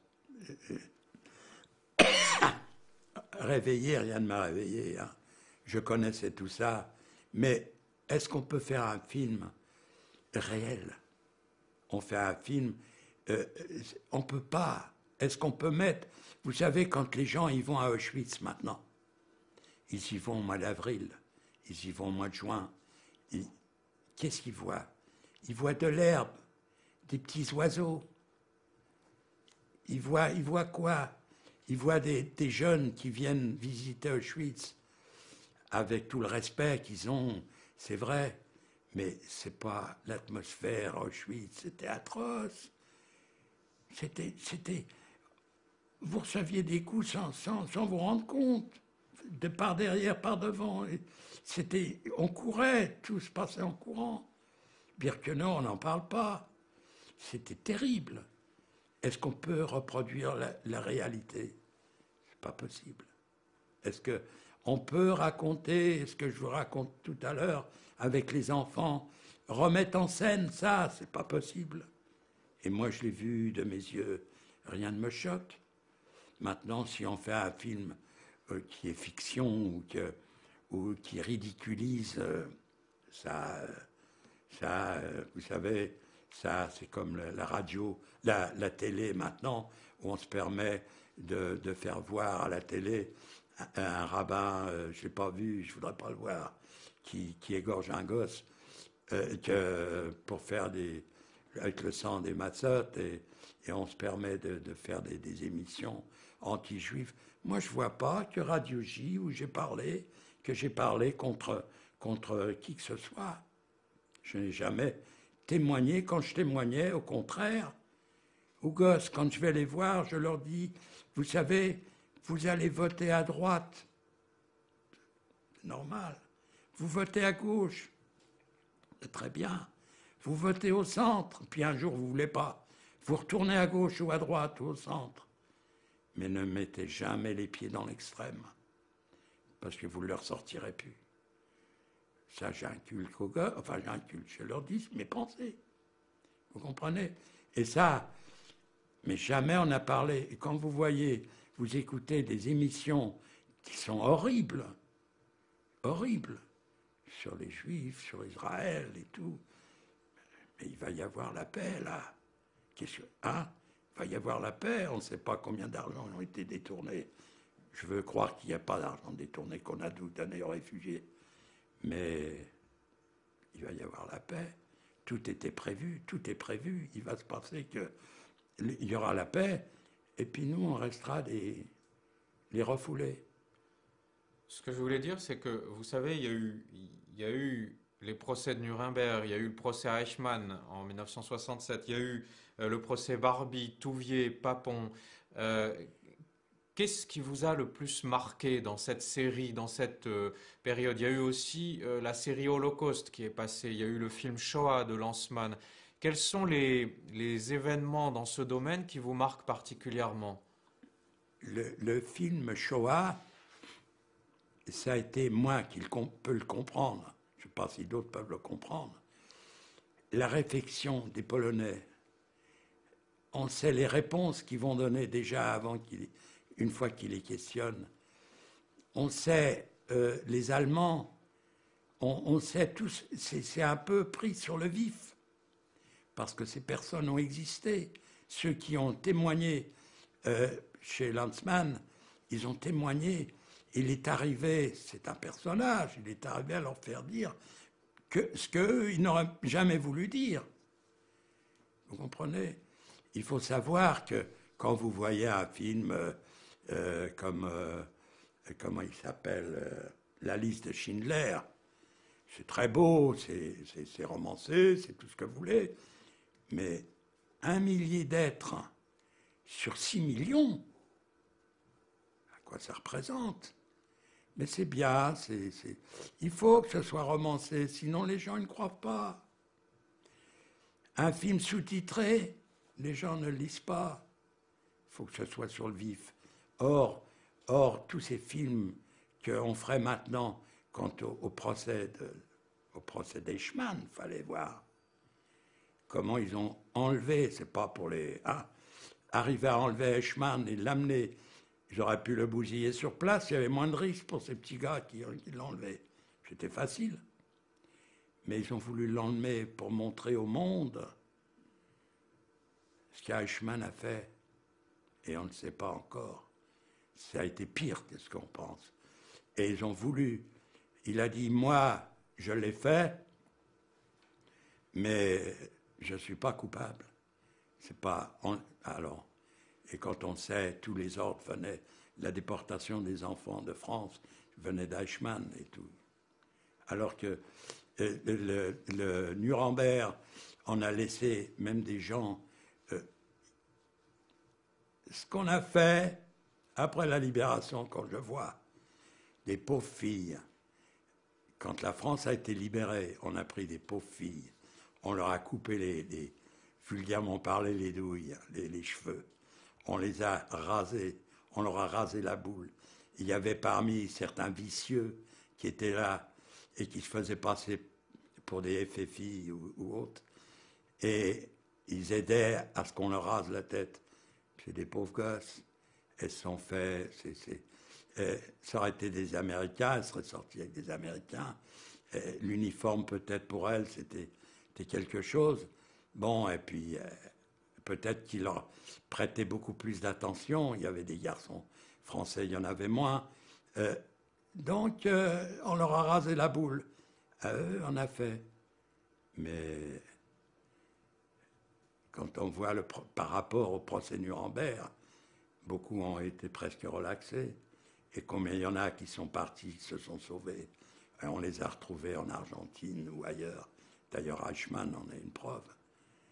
Et ça, c'est... Je ne suis pas historien, mais ce qui me choque. Alors peut-être ça sera... Oui, pardon.